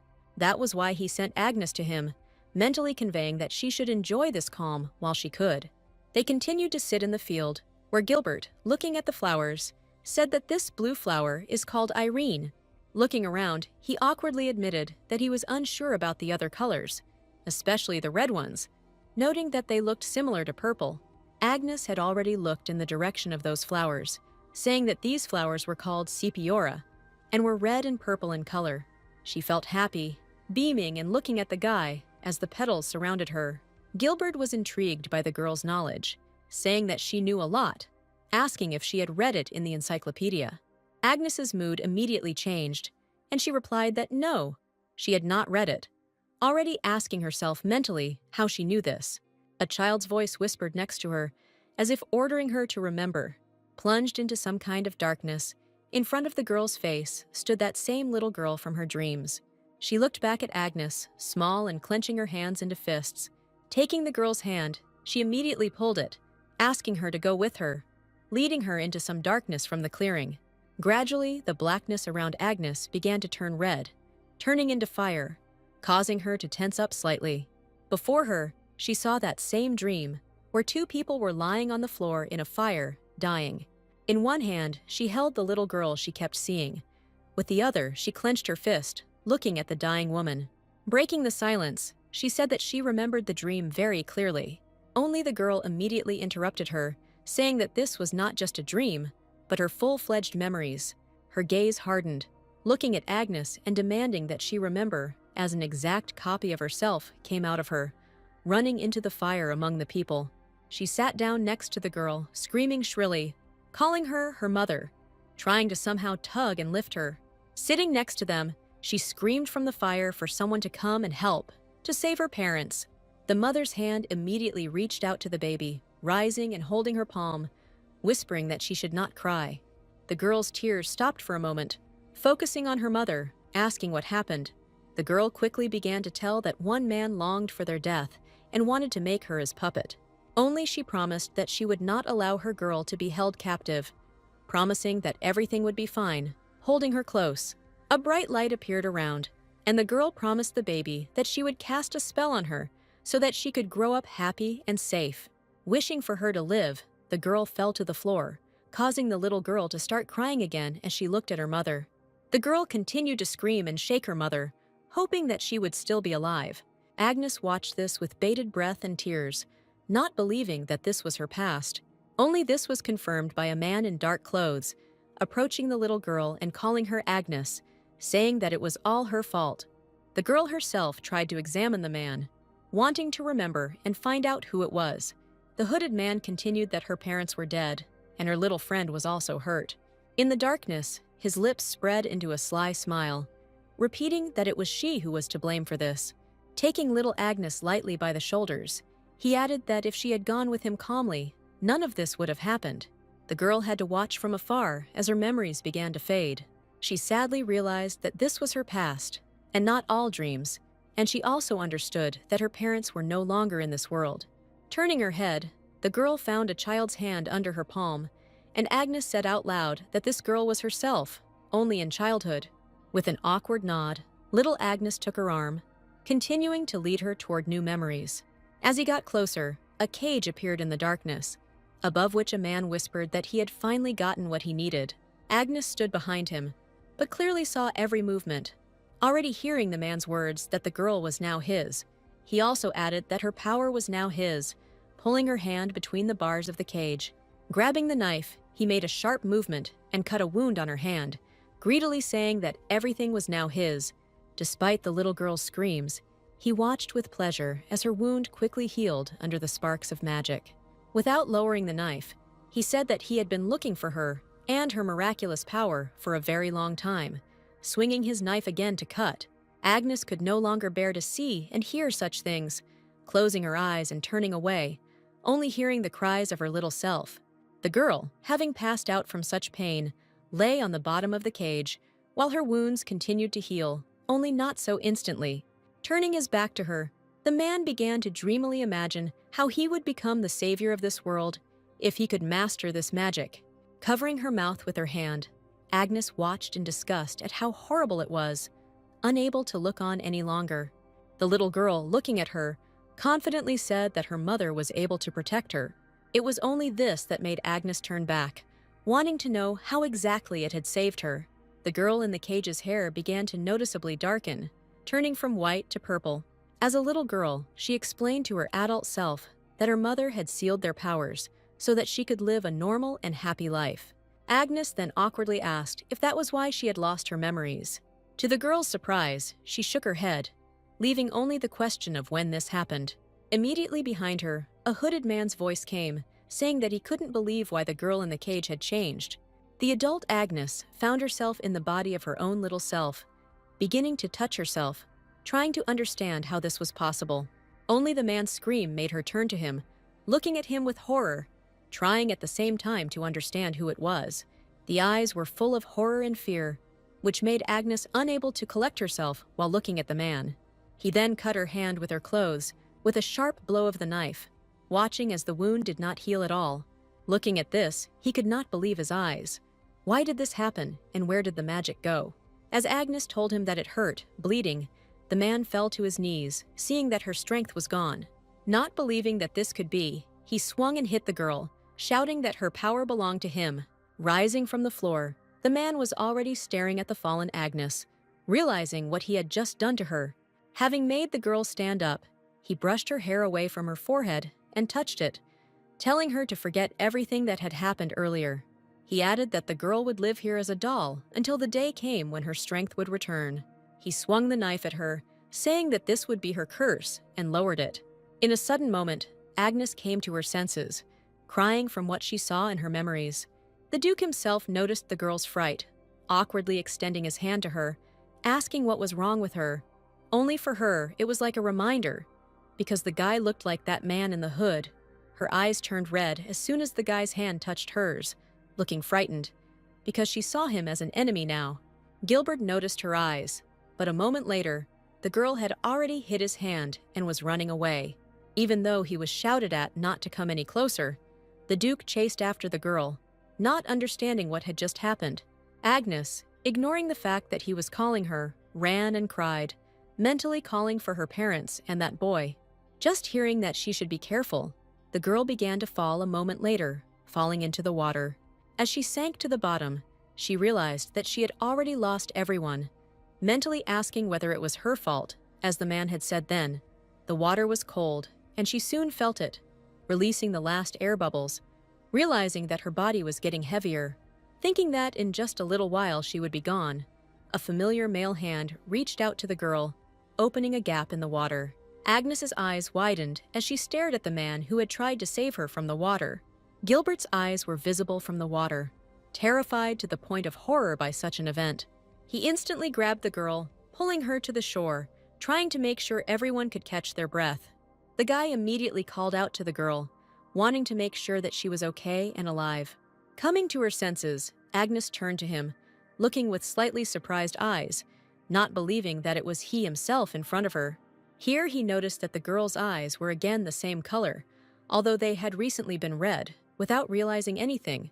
Because of this, they made a stop, lighting a small fire in order to dry out faster. After giving the girl a little rest, he asked if she was okay now, looking at her with concern. Agnes, without turning around to look at him, answered that yes, everything was fine, immediately apologizing, because he was soaking wet because of her. Smiling awkwardly, Gilbert said that it was no big deal, and that what was more important to him now was that she was safe. Clinging to the Duke's clothes, she began to tell him that her memories had suddenly returned. The boy, meanwhile, listened attentively and collected more sticks for the fire, while Agnes added that they had not returned completely. Closing her eyes to concentrate, she said that when she was little, her house caught fire.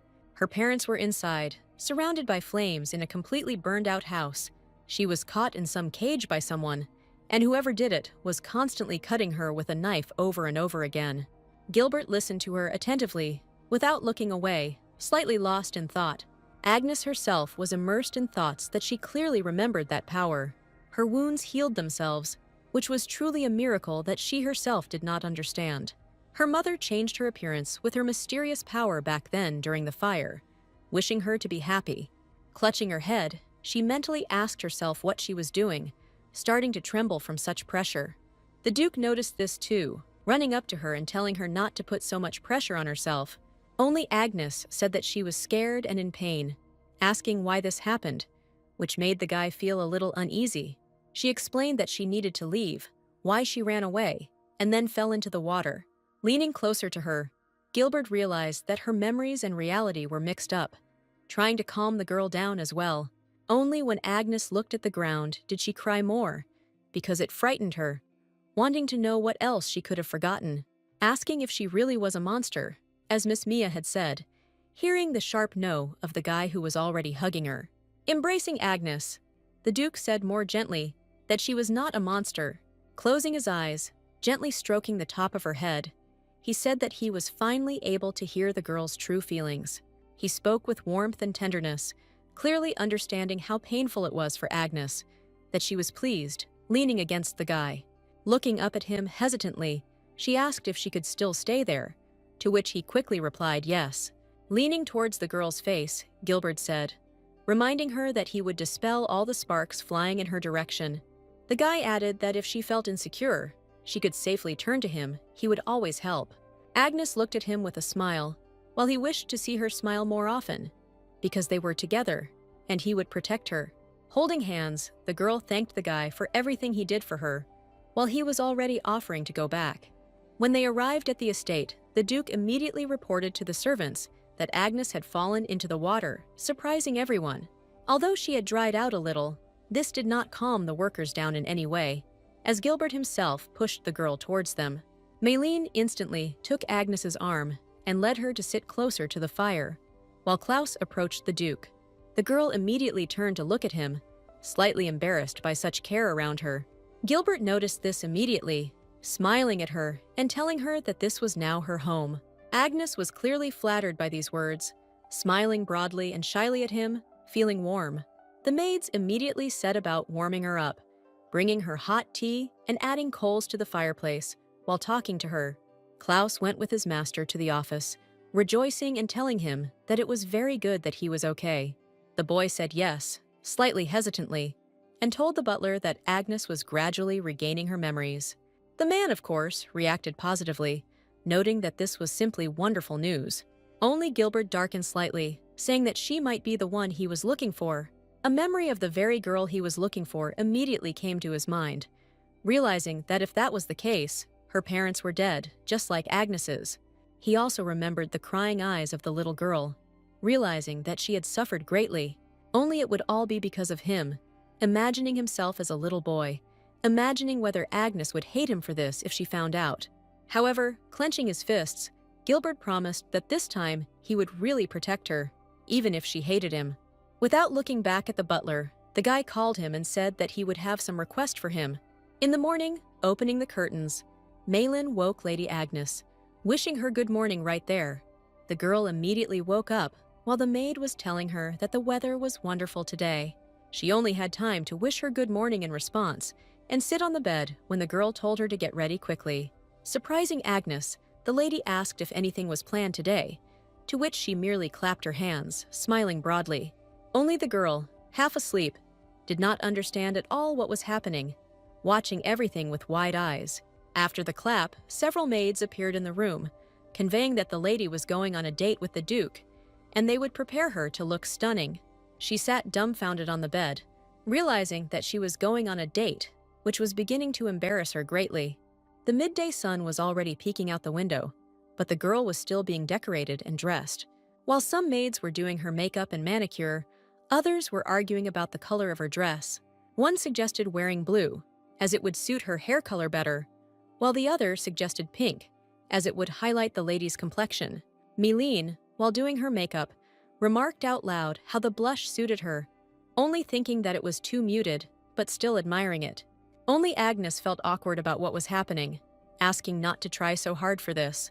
Only the maids unanimously said that it was certainly worth it, since she was going for a walk with the Duke, and they would do everything possible. The girl had to admit it awkwardly, shyly asking them to help her get ready. Very soon she met the guy, conveying her apologies for the delay, making him look back. The maids who escorted her immediately bowed, while Agnes stared at him, a little embarrassed. Only he didn't say anything that made her worry. He asked if she looked strange. All the girls who worked with us on her appearance were afraid and worried about the answer, anxiously and excitedly awaiting the reaction. Looking away, Gilbert said sheepishly that she was insanely beautiful. This delighted both the girls and Agnes, who smiled at him to the delight of the maids. As they walked out into the street, the girl became very interested in where they would go by carriage. hearing a quick answer that they were heading to the city. Gilbert said that she had been at the estate all this time, so he suggested going to the city and changing the scenery. Agnes was pleased with such care, looking down and blushing from it. However, she did not have to refuse, and taking the Duke by the hand and thanking him, she got into the carriage. Agnes looked at the landscapes and views from the window, with great curiosity, admiring the city. The Duke noticed this too, asking if she had never been to the city, to which she awkwardly admitted that she had never been allowed to leave the estate, only dreaming of such things. The people around greeted the carriage with smiles, waving and smiling broadly, giving off kindness. As she stepped out of the carriage with Gilbert's help, she awkwardly asked where they were going. Only he honestly admitted that he had not yet decided where to go. Removing her hand, Agnes then awkwardly asked if there was really no specific reason to come here. Looking at her tenderly, the Duke admitted that there was no reason why they would do what she wanted today. Gilbert also added that he knew that since he was saying this at the last moment, he understood that she might simply be confused, thus surprising Agnes a little. So to begin with, they will look at several new outfits for her, trying them on in the store. The Duke, already in the store, said that he was buying all the outfits because they all looked great on the girl, making the workers happy but embarrassing the girl.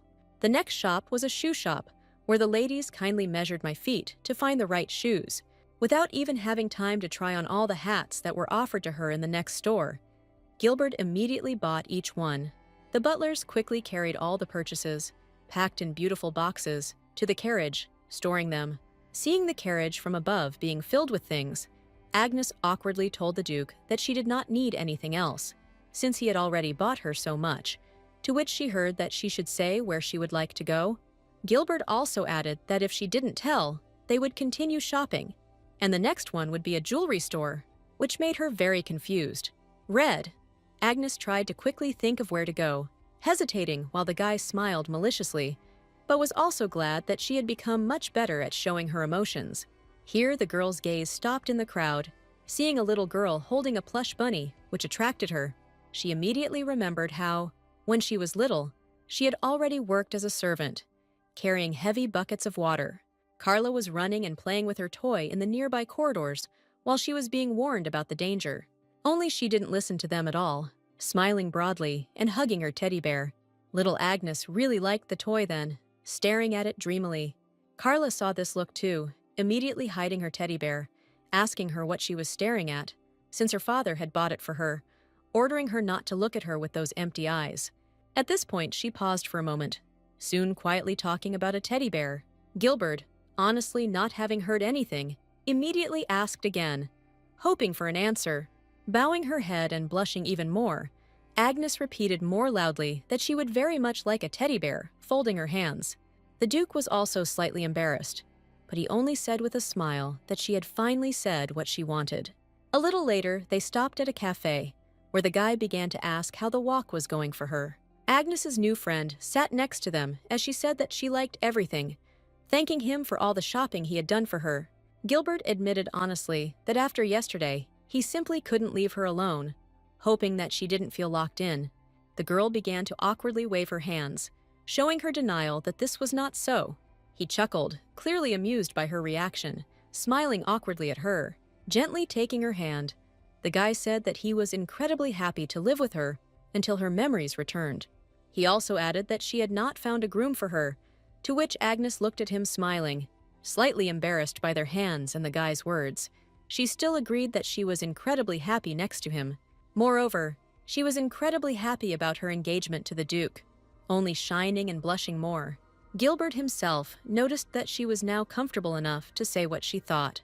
At that very moment, opening their eyes, their gazes met, as if looking at each other, creating something beautiful around.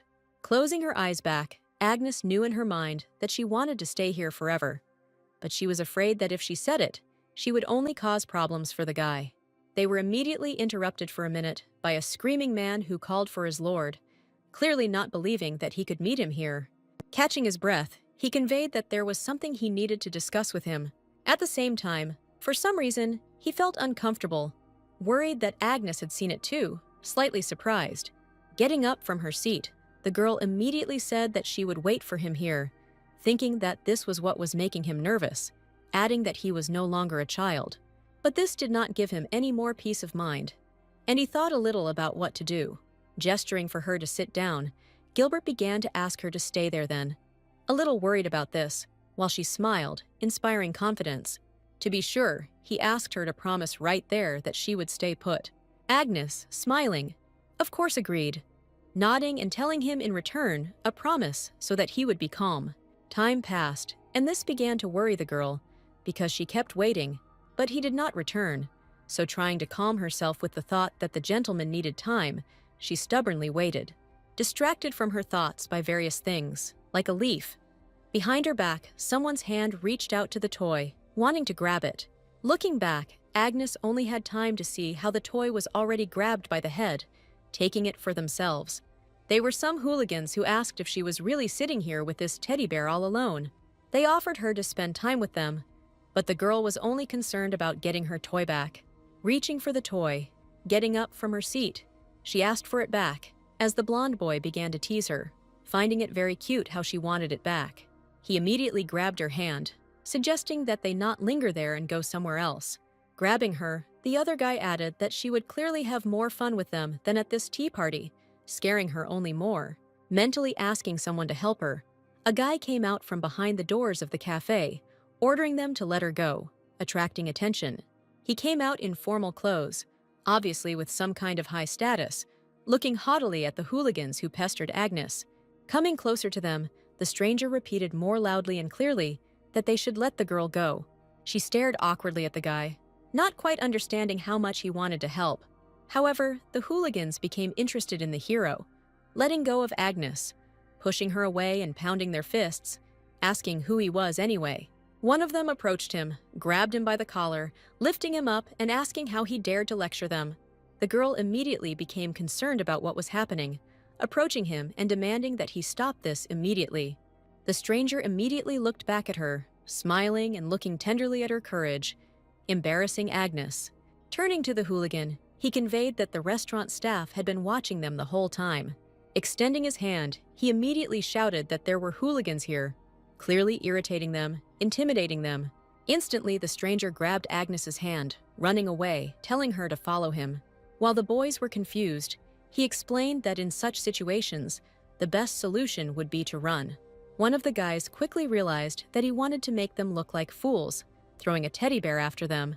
The toy bounced and flew towards them, while the boy and Agnes took refuge in the park. Leaning against the wall, they both were out of breath after such running in such a situation. Keeping calm, the girl turned to the guy, wanting to say something, stuttering slightly. Only he immediately covers her mouth with his hand, causing Agnes even more surprise. They stood opposite each other near this wall, looking at each other in slight shock. Then the stranger pointed with his finger at her to behave quietly now. Hearing the voices of the hooligans, they complained that they had lost track of the couple, thinking that they had gone somewhere deep into the forest, following them there. He glanced cautiously over his shoulder at those guys, wanting to make sure they were gone. When this happened, the stranger calmly exhaled, already letting go of Agnes, saying that they were gone. She hesitated awkwardly and bowed to him, thanking him. The guy waved it off and said that it was nothing, because it looked to him like she was in trouble. Standing opposite each other, Agnes had already raised her head, getting acquainted and introducing herself. As if enchanted, the boy repeated her name, noting that it was very cute and suited her. This compliment slightly surprised and alarmed the girl at the same time. Looking slightly confused, placing his hand on his chest, he introduced himself as Isaac Hagen, apologizing for leading them so far, almost into the forest. Awkwardly proving that it was okay because he had helped her, the guy began to cough, which worried Agnes. Asking if everything was okay, Isaac explained that it was just because she was out of breath from running, which is why she had already apologized for having to run. Having said that, she would like to repay him for his help, but she was interrupted by her thoughts because she had nothing. She looked away, feeling uncomfortable, because she would have to ask Mr. Gilbert to pay for her. The guy immediately turned to her, noticing some anxiety and worry that she had looked away. Smiling broadly, he suggested that in that case, they drink tea at the table where she had been sitting before. A little earlier, the Duke had decided on the issue of returning a certain cult by reading papers, Thanking him for being notified immediately, he suggested that they prepare and develop a strategy right away.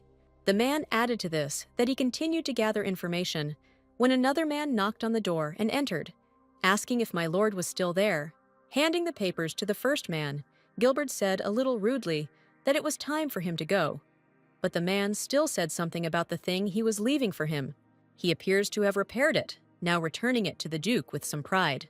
Looking at his watch, the guy immediately thanked him, slightly thinking about something pleasant, praising the man for his work. After leaving the building, the first man finally made up his mind and asked if the girl who was with him was really his fiancée. Closing his eyes, slightly imagining Agnes and thinking, he replied that it was not quite so. As he walked back to the table where he had been with her, Gilbert mentally admitted to himself that he had kept her waiting too long. He immediately noticed that the girl's teddy bear was lying on the grass, which made him wary. Before his eyes appeared the image of the same girl who was with him, only her back turned. Little as he was, he ran through the streets of the city, begging someone to stop so that they would come back. Running ahead after them, grabbing the toy in his hands, the boy could not believe that it was her, and he called out to Agnes with concern. Isaac sat opposite her, eating and smiling brightly, looking straight into her eyes, almost glowing with joy. His mood made the girl feel more and more awkward until the guy praised the taste of the sweets in this establishment. Turning her head to her plate, she thought uncomfortably about Gilbert, because they returned to their previous place, and he was still not there. The chair next to her was now empty, and she wondered how she would tell the Duke that she had lost the teddy bear he had given her.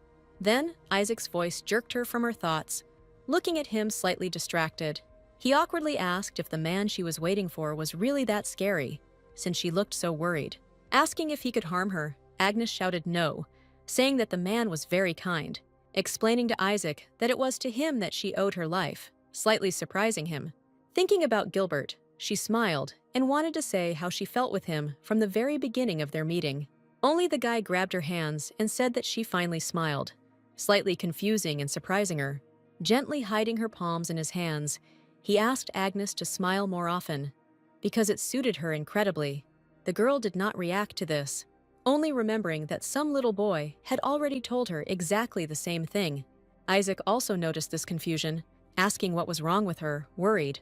Looking away and trying to remove her hand, Agnes explained that she felt like someone had said this to her in the past. Leaning towards her, touching her face, the guy noticed that perhaps they had met before, continuing to surprise her. Isaac added that as soon as he saw the girl, he immediately felt something familiar, which made him think that they were not meeting for the first time.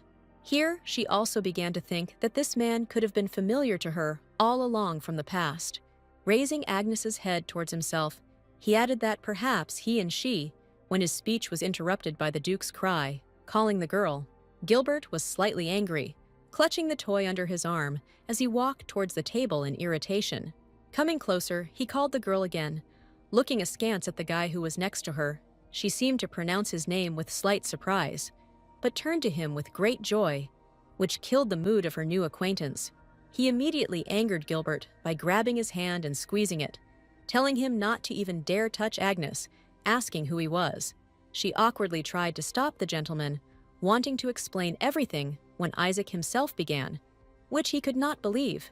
Looking askance at the Duke, he repeated more loudly that he could not believe that he had gone away, leaving such a sweet lady alone. The guy was slightly outraged by such impudence, looking at him threateningly in response.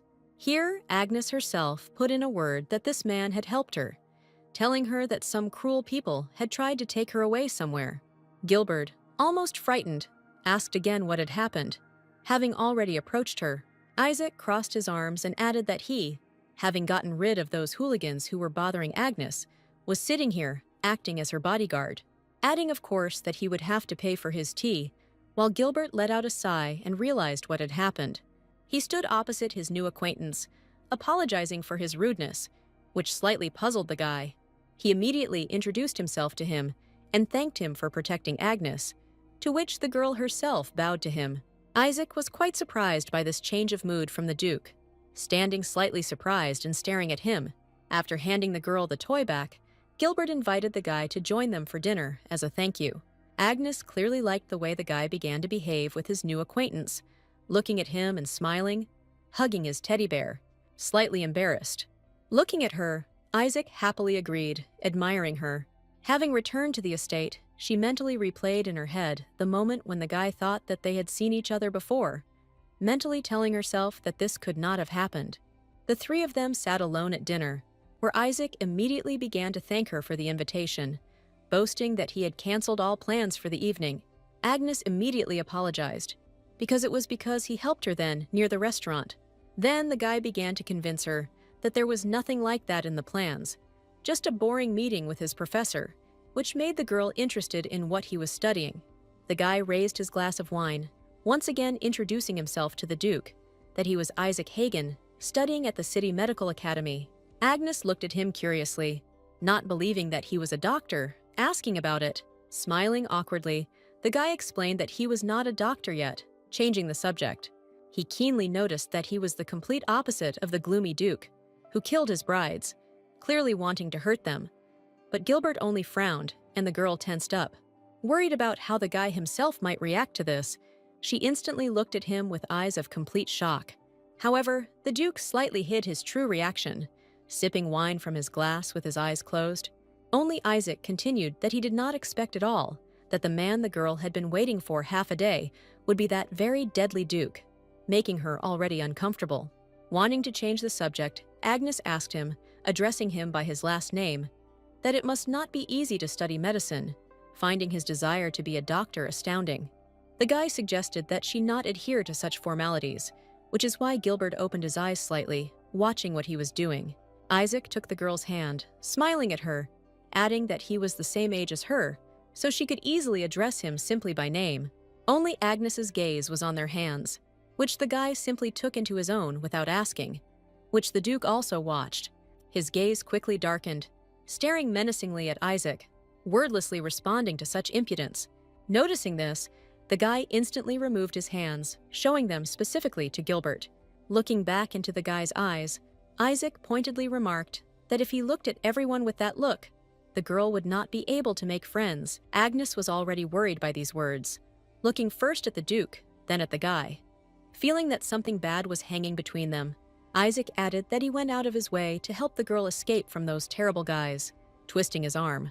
Only now he needed to return her to the deadly Duke, which Gilbert didn't like very much about the statement. Having said that he was worried about Agnes, she immediately stood up, looking slightly angrily at the guy, interrupting his slightly rude speech. She said that he had misunderstood, because the gentleman was a very kind man and had not harmed her. Looking away from the table, the Duke was slightly embarrassed by such speech from the girl, but he continued to listen silently. She continued that it was thanks to the guy that she went out into the city today, since she usually didn't leave the estate. Having also said that she was very happy about this, Gilbert smiled a little, because it was nice that it turned out the way he wanted. Looking up at Agnes, she looked back at him, causing both of them to blush and remain silent, embarrassed to add anything. Isaac, watching from the side, only wondered to himself how to perceive this and what to consider. Towards evening, already thinking about leaving, he again thanked the couple for dinner when they came out to see him off. Bowing weakly to him, Agnes also thanked him because he had helped her today. Turning the girl towards the exit, Gilbert said slightly rudely that they were leaving, to which the guy asked to wait a minute. He immediately turned to the girl, asking if he could visit her at the estate. Smiling widely at her, he slyly added that, thanks to her company, he had even become a little accustomed to being in the Duke's company, receiving a reproachful look from him for this. Only he immediately turned his gaze to Agnes, wanting to know her reaction. Only she, frozen, looked at Isaac with wide eyes. The Duke sighed, looked at him, and replied that he should do as he pleased. Staring at the girl, the guy, beaming with joy, calmly shouted, "Hooray!" Turning to exhale, stopping at the door, he waved to her, wanting to see her again. Agnes just followed him with her gaze while the guy relaxed from his new acquaintance. She had only time to turn around before she immediately began to thank Gilbert for such gratitude to Isaac. The Duke immediately embraced her, replying that she herself had worthily thanked the guy instead of him. With a worried look, he added softly that he was very glad she was safe. Awkwardly calling out to him, Agnes realized that the boy was shaking, not understanding what could have happened. "Gilbert, as if he knew that she understood, said that when he found the teddy bear abandoned in the grass, the ground seemed to disappear from under his feet. It seemed to him that he had lost the girl again, which made her ask again how it could be again. The Duke explained that he had been separated from a person in that city and had not seen her since. As she began to hug him back, Agnes awkwardly asked if he was talking about his fiancée. An embarrassed Gilbert replied that it was, until the girl remarked that the girl must be very happy, since the guy was so worried about her. She also reassured him that he shouldn't worry, because she would never disappear. Out of the corner of his eye, he noticed her hand on his shoulder, hugging him, giving him warmth. Leaning towards her, Gilbert noticed how strong she had become, surprising her slightly. He noticed how much she had changed, while Agnes justified herself by saying that it was all thanks to him, because now she finally feels the clock moving inside her again, the one that once stopped. Putting his hand into his jacket, the Duke admitted that when he looked at her, he thought about it. He handed Agnes the watch the man had fixed for him, offering it to her so that she could keep track of the passing time. She looked at this wonderful blue watch with admiration, not knowing what to say. Gilbert said that his mother gave them to him when he was a child, and from that day on, he wanted to see them on her hand. Agnes only became more uncomfortable with such a gift, becoming embarrassed and refusing to accept such a valuable thing.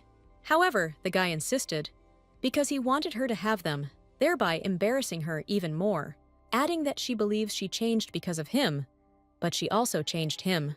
That's why the girl's hand already had a beautiful new watch, which had been handed over to her from the guy's palm.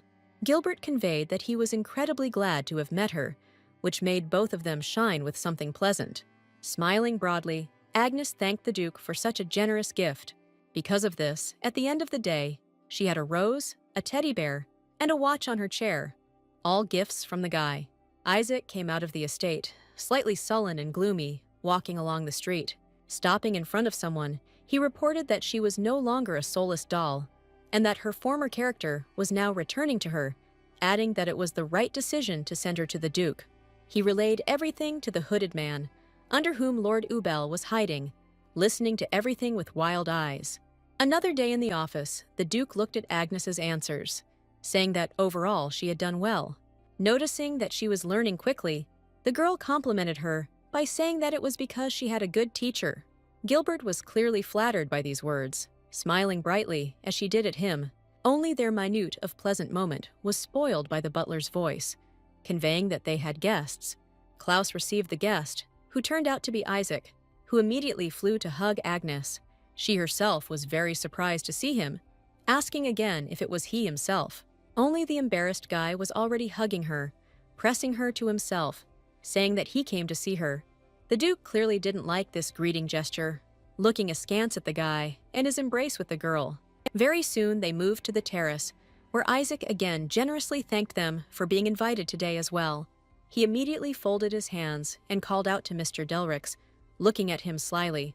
The guy tried to react calmly, which Agnes noticed, and mentally thanked him. He continued that it was a great honor for him to be a guest at his estate, but there was something more important to him. Smiling broadly, grabbing Agnes's hand, he noticed that he was very happy to see her again, which surprised her. Beaming with happiness, Isaac said that he would really like to see her room, making her slightly uncomfortable.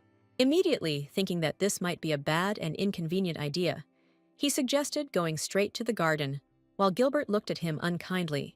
Turning her gaze to the guy, Agnes herself immediately thought that the three of them could.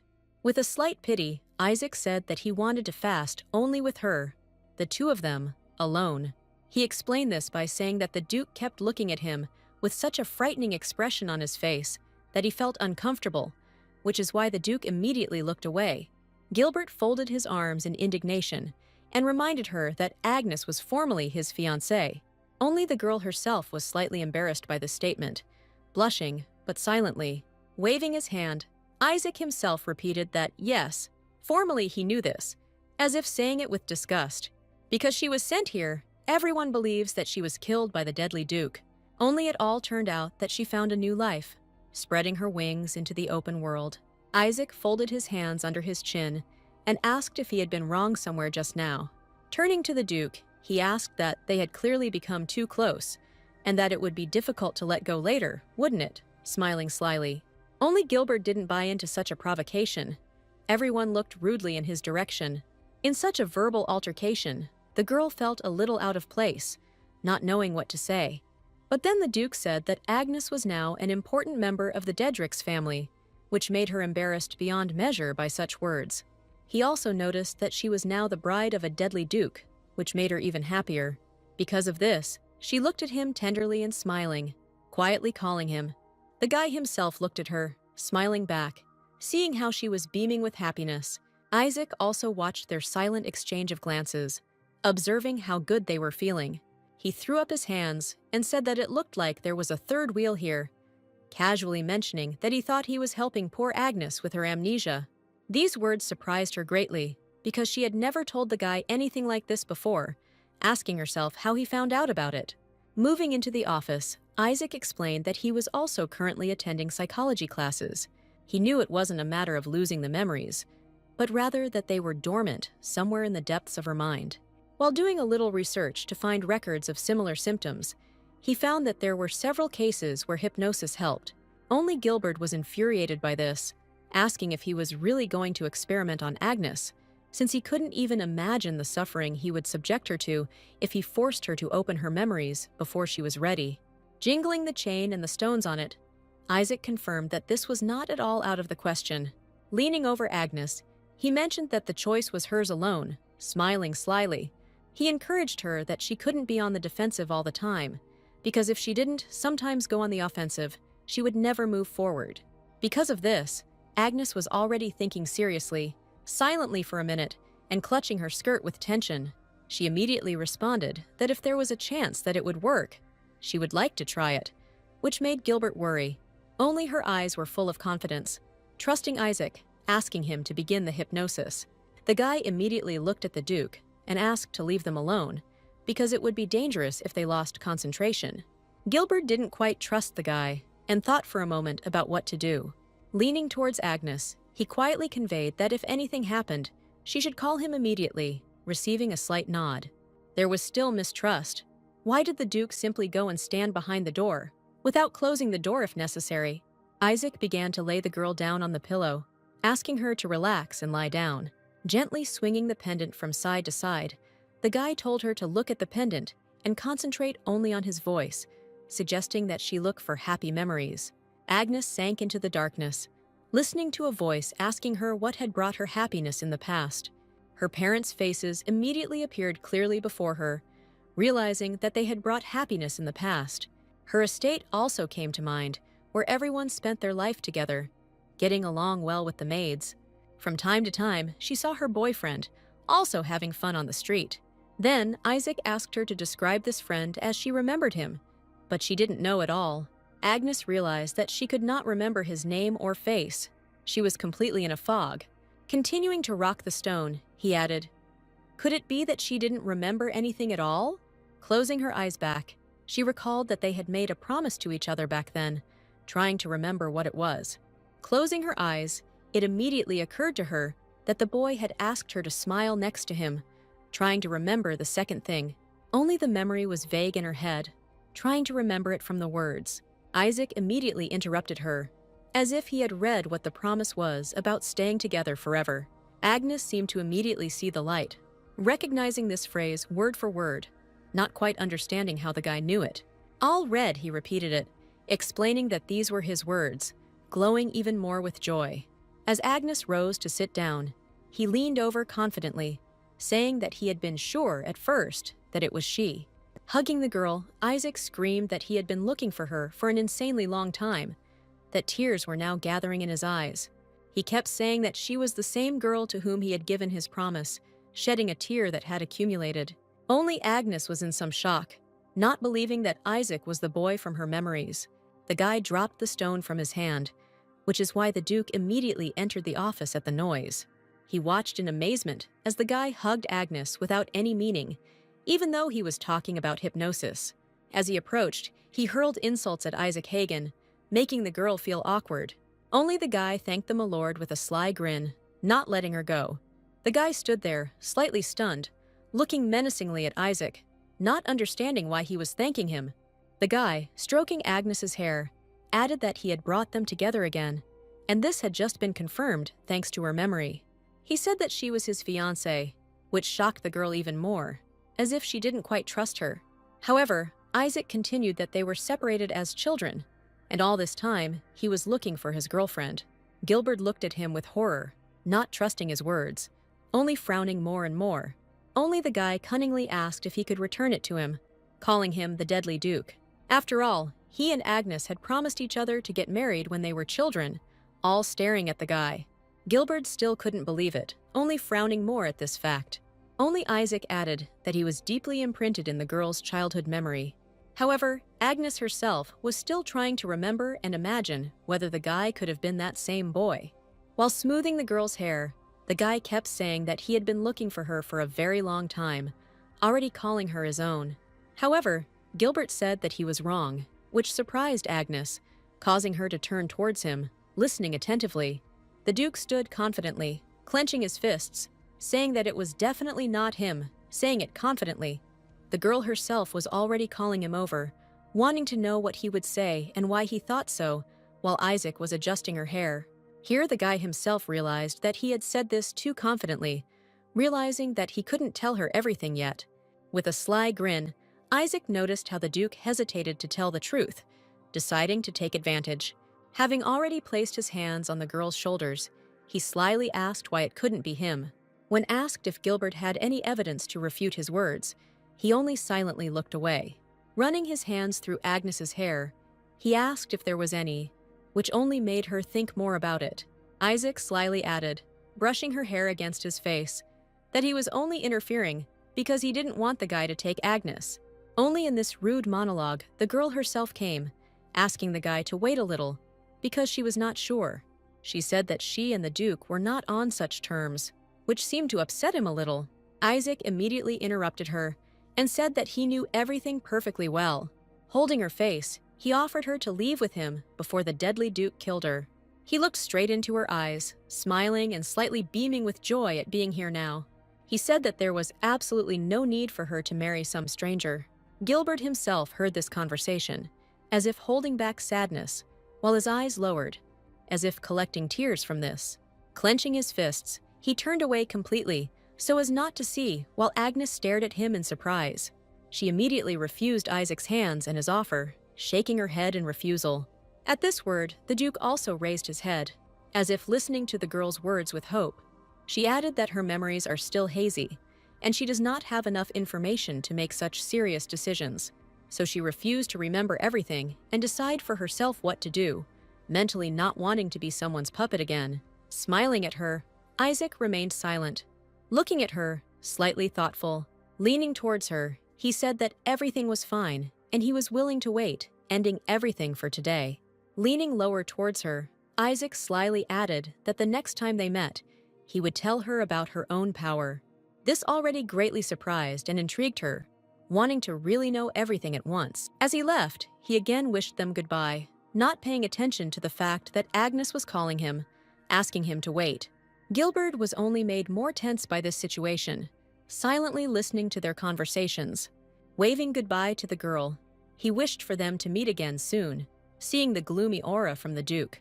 As he passed by, he said with a sly smile that he was leaving so that he could protect Agnes with all his might.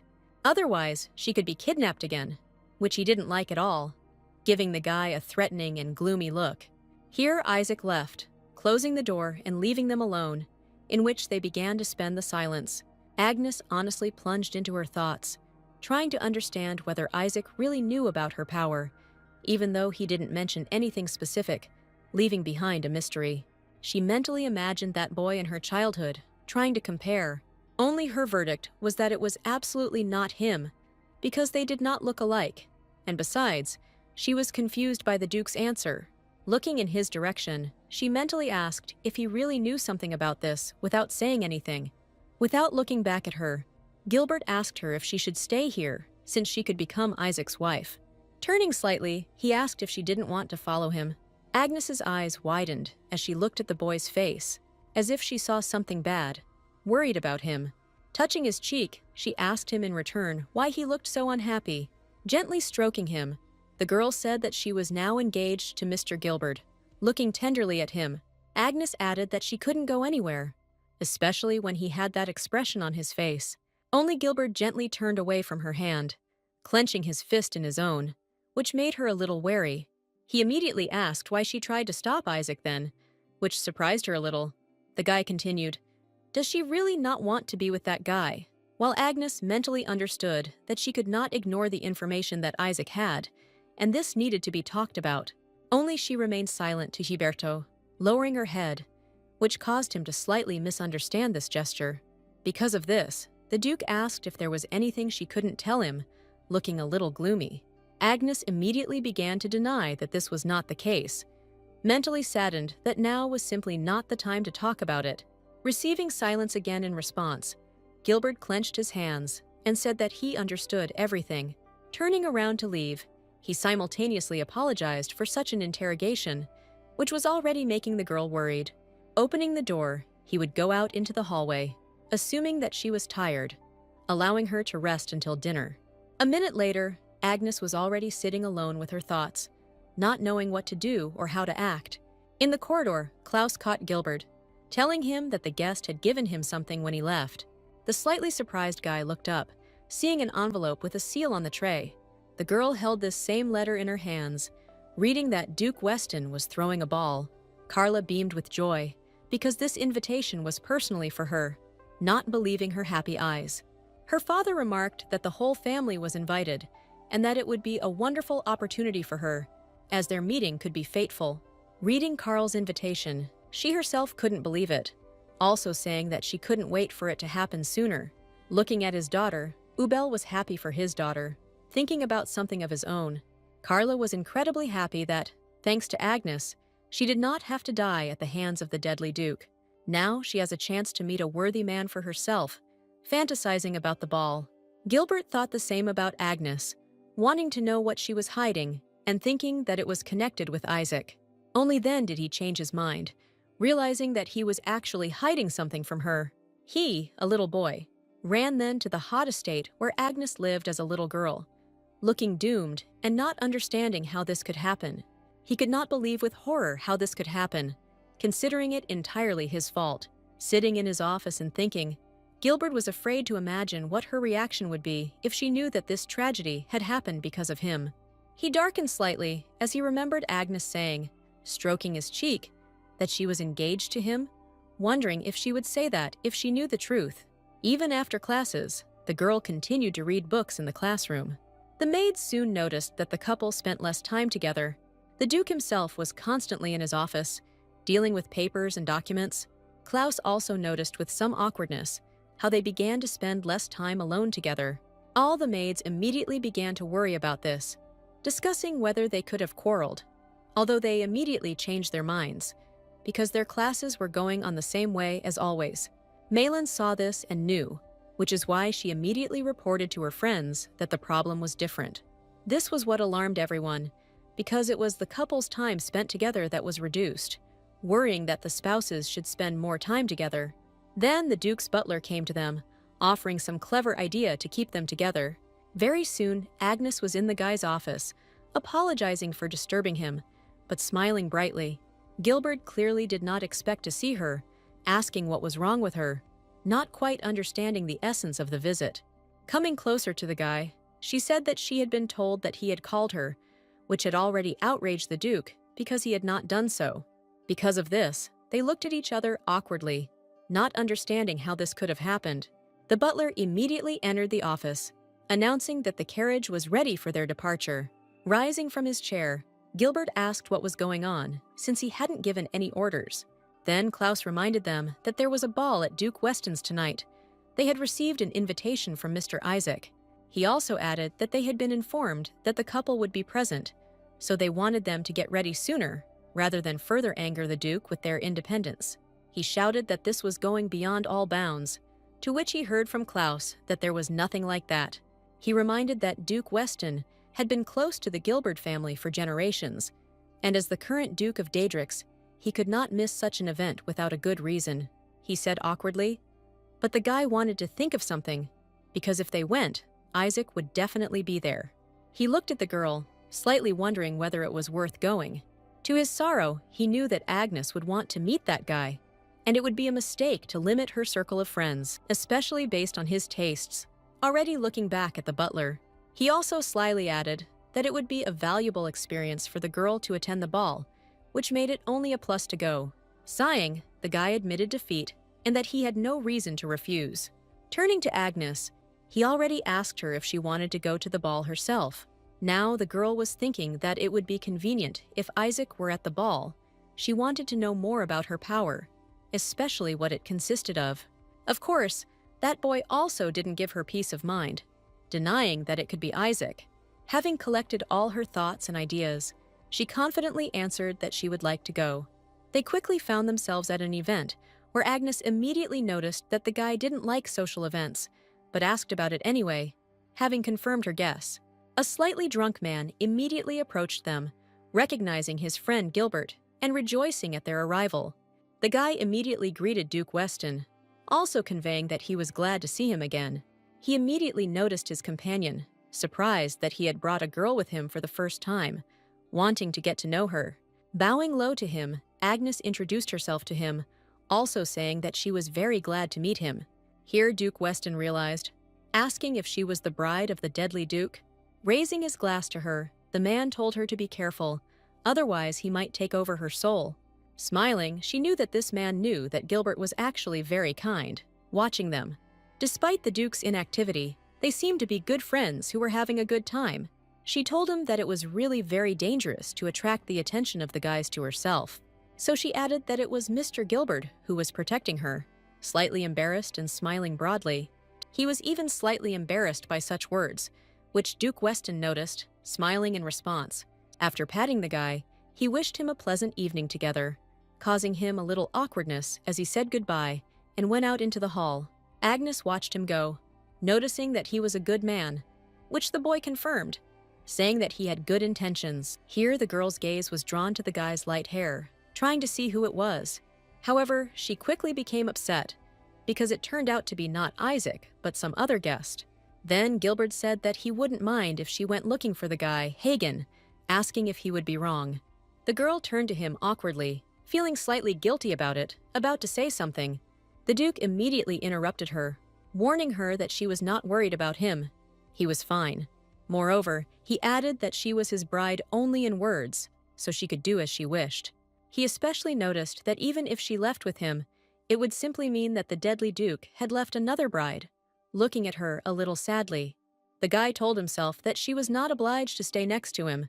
He did not care where she went and who she would be with. He wanted her to be happy more.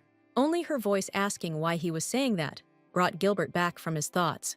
Jerking away from her voice, she stood sadly, her lips pursed, almost trembling from his words just now. The Duke even felt a little uncomfortable. Why did he call her softly? Hesitating a little before saying something, Agnes stared at him and wanted to say something, starting with me, but immediately fell silent, not knowing what to say. Gilbert himself did not understand what was happening, looking at her, again quietly calling her to say something. The girl went into her thoughts, realizing that the gentleman already had someone he wanted to marry, and one day they would have to part, which made her sad. She had to come to terms with it, deciding that she would stay by his side until then, which gave her some relief. Suddenly, a girl approached them, asking for forgiveness, and distracting the couple from exchanging glances. Having received attention from both, the girl who came hesitated slightly, apologizing again, staring at the guy. Gilbert asked what was the matter, which made Agnes understand that they should be left alone to talk, retiring into the hall. She thought that even if she voiced her selfish desires, she would only cause the Duke trouble. Deciding that she just needed to calm herself down, Agnes glanced at Gilbert out of the corner of her eye. It seemed to her that the guy with the glow was getting ready with another girl, as if they were clearly having a pleasant conversation. With a light stone on her chest, she wondered if the guy would be the same on the day he found his lost bride. At this time, the girl told the Duke that she saw him from afar, considering him very handsome. Slightly embarrassed, she asked if she could ask him to dance, but her friend immediately stopped her and grabbed her by the shoulder. She rudely told her that it was okay to go dancing, but not with this man, causing her to ask the reason in surprise. She whispered in her friend's ear, although many still heard, that it was the deadly Duke. This aroused the interest of the people around him, who immediately stared at the guy, not believing that he was the very same deadly Duke. Many, not embarrassed that he was nearby and heard them, discussed the rumor that he was killing his brides. Even in the part of the hall where Agnes stood, it became clear that the Duke was at the ball, starting to discuss how creepy he was and whether he was a murderer.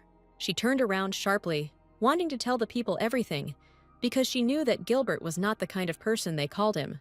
Just turning around, she accidentally touched the lady standing next to her, instantly apologizing. When she turned around and wanted to apologize, she herself froze. The girl turned around in horror, as did Carla, who turned out to be a stranger, looking at her with disapproval. While the crowd was discussing the deadly Duke, the lady began to scream at Agnes, not believing her eyes that it was her. She asked directly how this happened and why she was not dead now, becoming more irritated at seeing her alive in front of her. Agnes was also surprised, but listened to the scream and the repeated question of what she was doing there. She was slightly frightened by this behavior from Carla, silently, while she continued to demand an explanation of what was going on. Bowing to the girl, Agnes said that Duke Dedrix treated her very well, while she asked if she was talking about the deadly Duke. Carla was genuinely shocked, asking again if that same Duke really treated her well. However, with a sly grin, she asked if the girl had simply run away. Folding her fan, Carla continued that she must have been so afraid of death that she ran away from the Duke's estate. And then it seems like someone kind-hearted picked her up, reminding her of how her father once did to her, calling her pathetic. Having risen, the girl began to insult Agnes in her face, saying that she could not even die for her family, despite everything they had done, calling her useless. Barely making up her mind, turning her head away, she began to explain that she had not run away anywhere and was now with the Duke. Her speech was immediately interrupted by Carla, who couldn't believe that she was talking to her now. Saying that she was being too arrogant, the girl began to lift her dress with her foot, which immediately drew Agnes's attention, not understanding what she was doing. A moment later, Carla stepped on her foot, causing her to stumble and begin to fall backwards, where a waiter was standing with glasses of champagne. The tray of drinks fell to the floor, causing a sound of breaking glass, and many guests turned to see what was happening. Agnes herself turned around, seeing what had happened, and feeling a little guilty towards the worker and the dishes, while the girl looked on haughtily. Immediately, Carla looked at the girl, asking what she was worth, demanding that she clean up here immediately. With her head down, Agnes obediently sank to the floor in front of the shards, reaching for them, saying that she was incredibly sorry. The other guests watched with disgust as she picked up the sharp shards of broken glasses with her bare hands. Carla added with a haughty look that she was just a vile rat, and even wearing an elegant dress, she would not hide her true nature. As the others watched, the lady continued that crawling on the floor suited her just fine, causing Agnes to feel ashamed, knowing in her mind that she should have stood up for herself. However, unfortunately for herself, the girl understood that in front of Lady Carla, she was turning into her former self, a servant. Then the deadly Duke himself walked through the crowd, looking at this picture and asking what was going on here. Agnes recognized his voice immediately, feeling herself getting better without looking up. Gilbert himself was looking at this picture, immediately seeing it, heading towards it, looking regretfully. Covering herself with a fan, Carla herself apologized for the noise, saying that it was all because of the rudeness of that lady on the floor. He sat as close to Agnes as possible, while she sat there a little in shock, not knowing what to do. The guy gently took the shards from her hands, telling her that if she touched them with her bare hands, she might cut herself. Guiltily lowering the shard, Agnes raised her head and began to explain that it was she who had broken the glasses. He sighed. Gilbert called her by name, not understanding what she was doing. Holding her palm with one hand, he asked her what she was doing now, looking straight into her eyes. As Agnes looked up at him more, the boy said that she was clearly no longer a servant to do this. He was gentle and smiling with her, looking softly into her eyes, giving her more confidence that she was safe. He immediately called over the waiter standing nearby, asking what he was doing. Glancing back at him slightly, he conveyed that he was apologizing for what his companion had done, but asked whether the waiter should simply stand and watch what was happening. The guy immediately came to his senses, conveying his apologies and saying that he would clean everything up right away. Leaving to get the necessary things, the couple quickly rose from the floor, while Gilbert held the girl's hand. She tried to calm down, when the Duke immediately leaned towards her ear, slightly beckoning, drawing the attention of her eyes to himself. He told her not to dare apologize immediately for any accidents. Moreover, he reminded her that she was his fiancée, demanding that he not forget this, which clearly raised her spirits, which made Agnes smile at him more boldly, embarrassed. Carla remained behind her, continuing to say that this Duke who picked her up must be very strange. Of course, Gilbert himself heard this, turning to Agnes and asking who she was. Carla looked at her slyly and sideways, wanting her to admit that she was her servant. Only Agnes was more cunning, telling the guy that she didn't know this girl at all, smiling weakly. These words caused Carla to become quite furious, looking at her back and asking how this was possible. But no one was listening to her anymore, because they had moved away a little and were standing together, which is why the lady did not dare to come up and somehow humiliate her again. Isaac had just arrived and was getting out of the carriage on the street, realizing that it was already so late and he would be in trouble. Looking at the estate, he was still more interested in whether Agnes was there, because he needed her madly. Clearing his throat, he mentally recalled the girl and admitted that she was very cute. Many guests were already leaving the ball, while Isaac mentally answered that he could not wait any longer. He wanted to check quickly how real Agnes's true power was, as she was clearly planning something bad. Looking at the crowd at the ball, the guy suggested that they act according to the previously drawn-up plan. Ubel stood near the window, confirming Isaac's words, because if he went, Agnes would be wary. Moreover, it seemed to him that she would definitely not be able to refuse their offer to the guy. The man also suggested that the guy could at least enjoy the ball with her, when he was interrupted by the guy's strong cough. Isaac turned away from this attack, to which the man, as if mockingly, asked if he had really caught a cold. Blood appeared on the boy's hand, which was coming from the fact that he was coughing so hard, answering Ubel that it was just because he was laughing too much. The man noticed the blood, saying that he had his own circumstances, so they both needed to force the girl to awaken her powers as soon as possible. Isaac agreed with this, adding that he could still achieve this, promising himself. In the hall, Agnes answered the Duke that she did not know the lady behind her, mentally realizing that she had changed. She looked confidently at Gilbert, mentally answering herself that she was no longer a servant, constantly living in fear of her former lady. This behavior only irritated Carla more, looking at her back and not understanding how she dared to behave like that.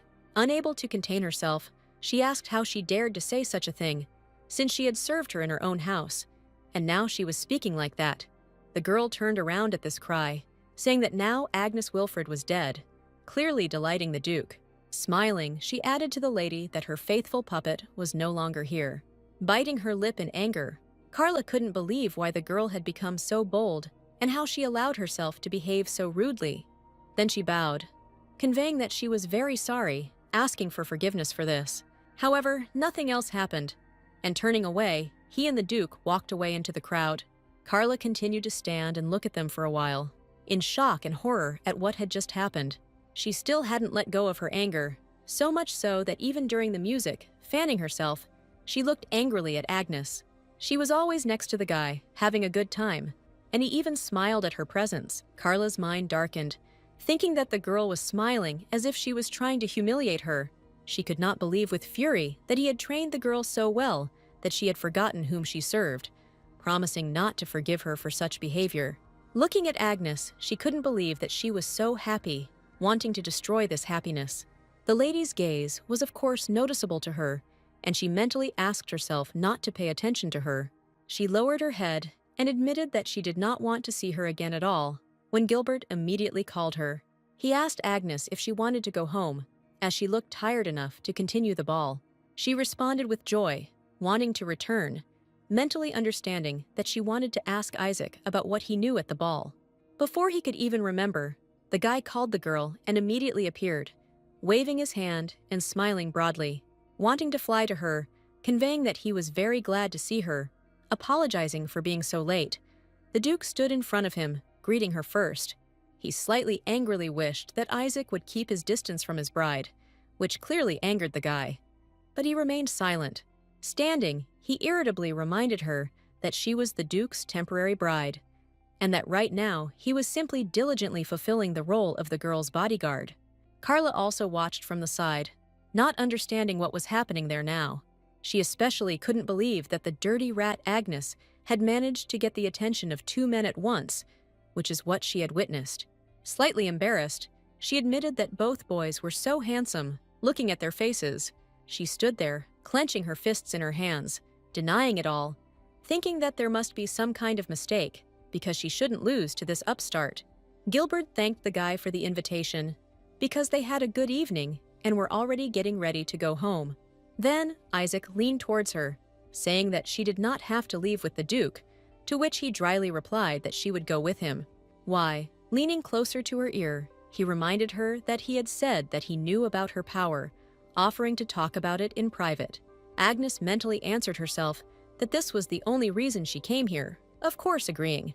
She awkwardly asked Gilbert to wait for her for a few minutes, promising to return soon. Looking down, the guy realized that in the end, the girl had become interested in Isaac. Sighing, he nevertheless agreed, warning that if she was late, he would go looking for her. Gilbert said he didn't like to interrupt her conversations with her friends, as if comforting himself with the word friend. However, as they passed Isaac, there was clearly a sense of uneasy tension between the boys.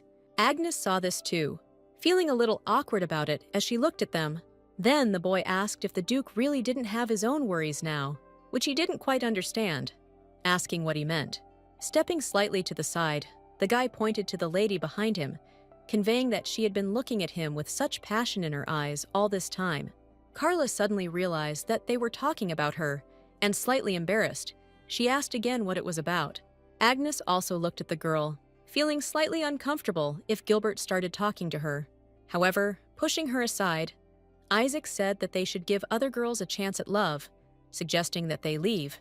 The Duke was outraged by this behavior, but he was only promised that the girl would return very soon. Wanting to follow them, Carla immediately stopped him, grabbing him by the jacket, which forced him to stop and look back. Holding him, she suggested that they have a little chat, smiling slightly slyly. She smiled slyly, thinking that if she could get him on her side, she could also corner Agnes. Gilbert looked at her slightly askance, not quite understanding what the girl wanted at all. Carla pressed the most important point, that she knows the girl the guy was with now. Isaac was already pushing the girl out into the street, not stopping for long while she was scolding him. Agnes explained to him that it was not very polite to leave the ball like that, while the guy was starting to make excuses. Apologizing to her, he just wanted a little time.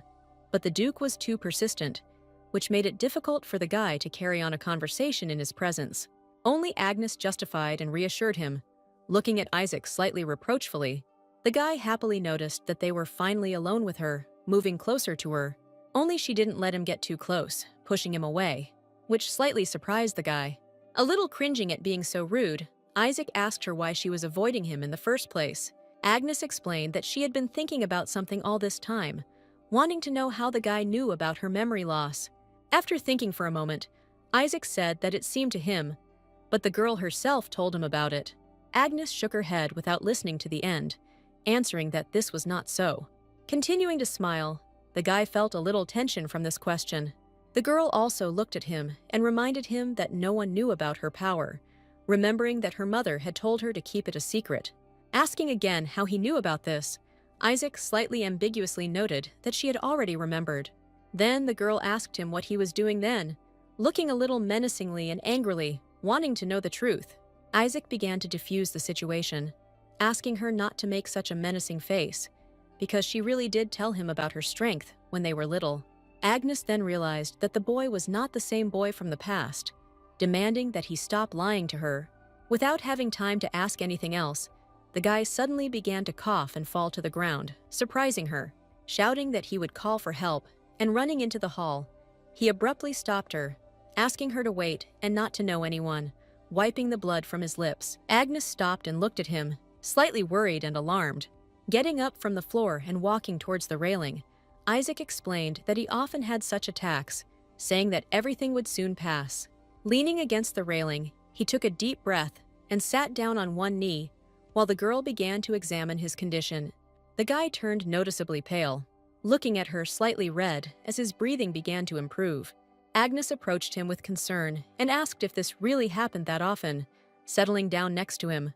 Rising slightly, Isaac explained that yes, it had become quite common, clutching his chest. Looking at him, the girl tried to understand what was wrong with him using her knowledge. She saw that he had become paler, and that he was also having difficulty breathing, and she thought that the guy might also have a fever.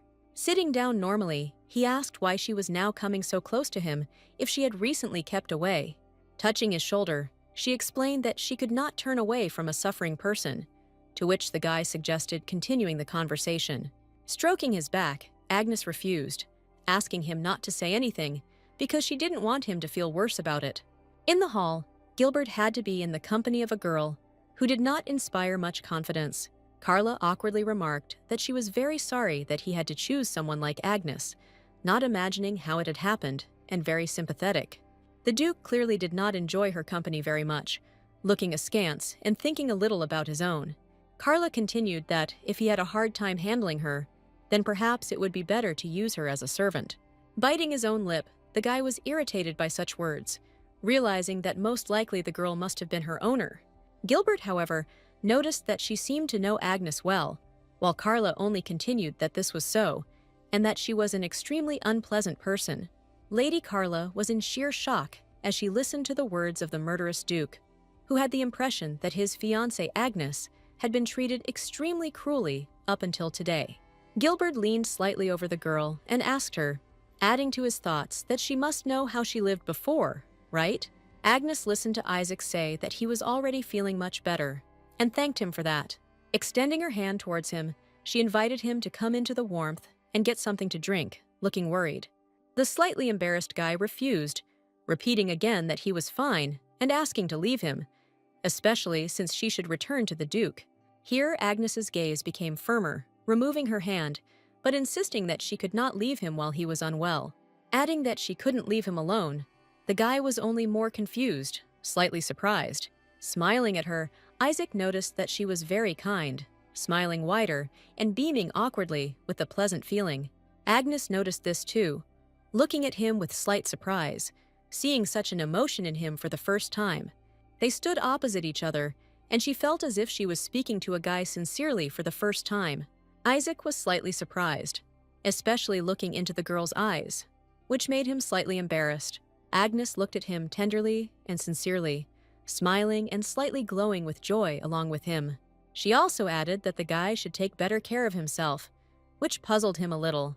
The girl explained that by pretending that everything was fine, he was only upsetting the people close to him. Isaac immediately noted that she could not know whether there were people in his life who could be called close. Agnes explained that the mere thought of his suffering saddened her, looking at him tenderly, because even if he was lying, he still said that he wanted to be her friend. Having said that, this made her very happy.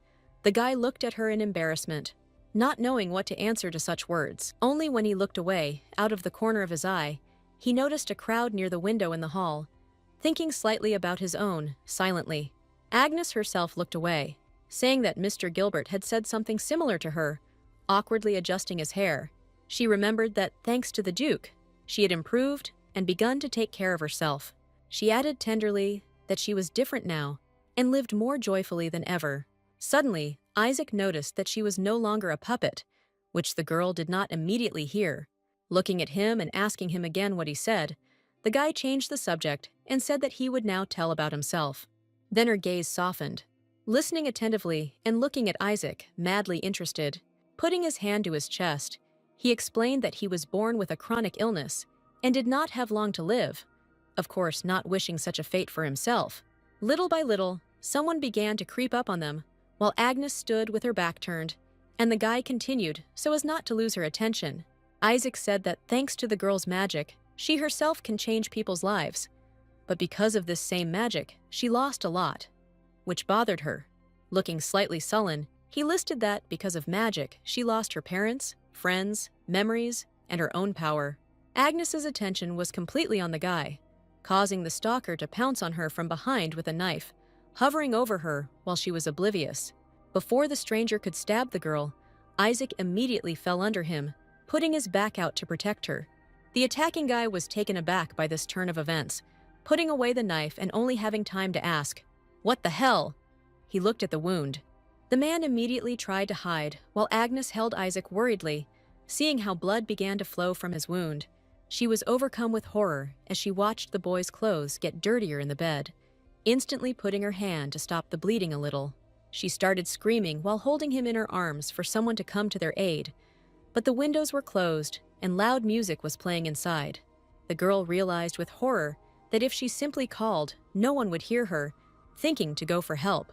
However, her hand was holding back the blood, which she soon realized, because if she let go, the guy could die, and that was what scared her the most.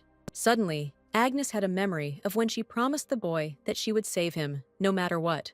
Her eyes turned red as the realization dawned on her that she had the same power as her mother.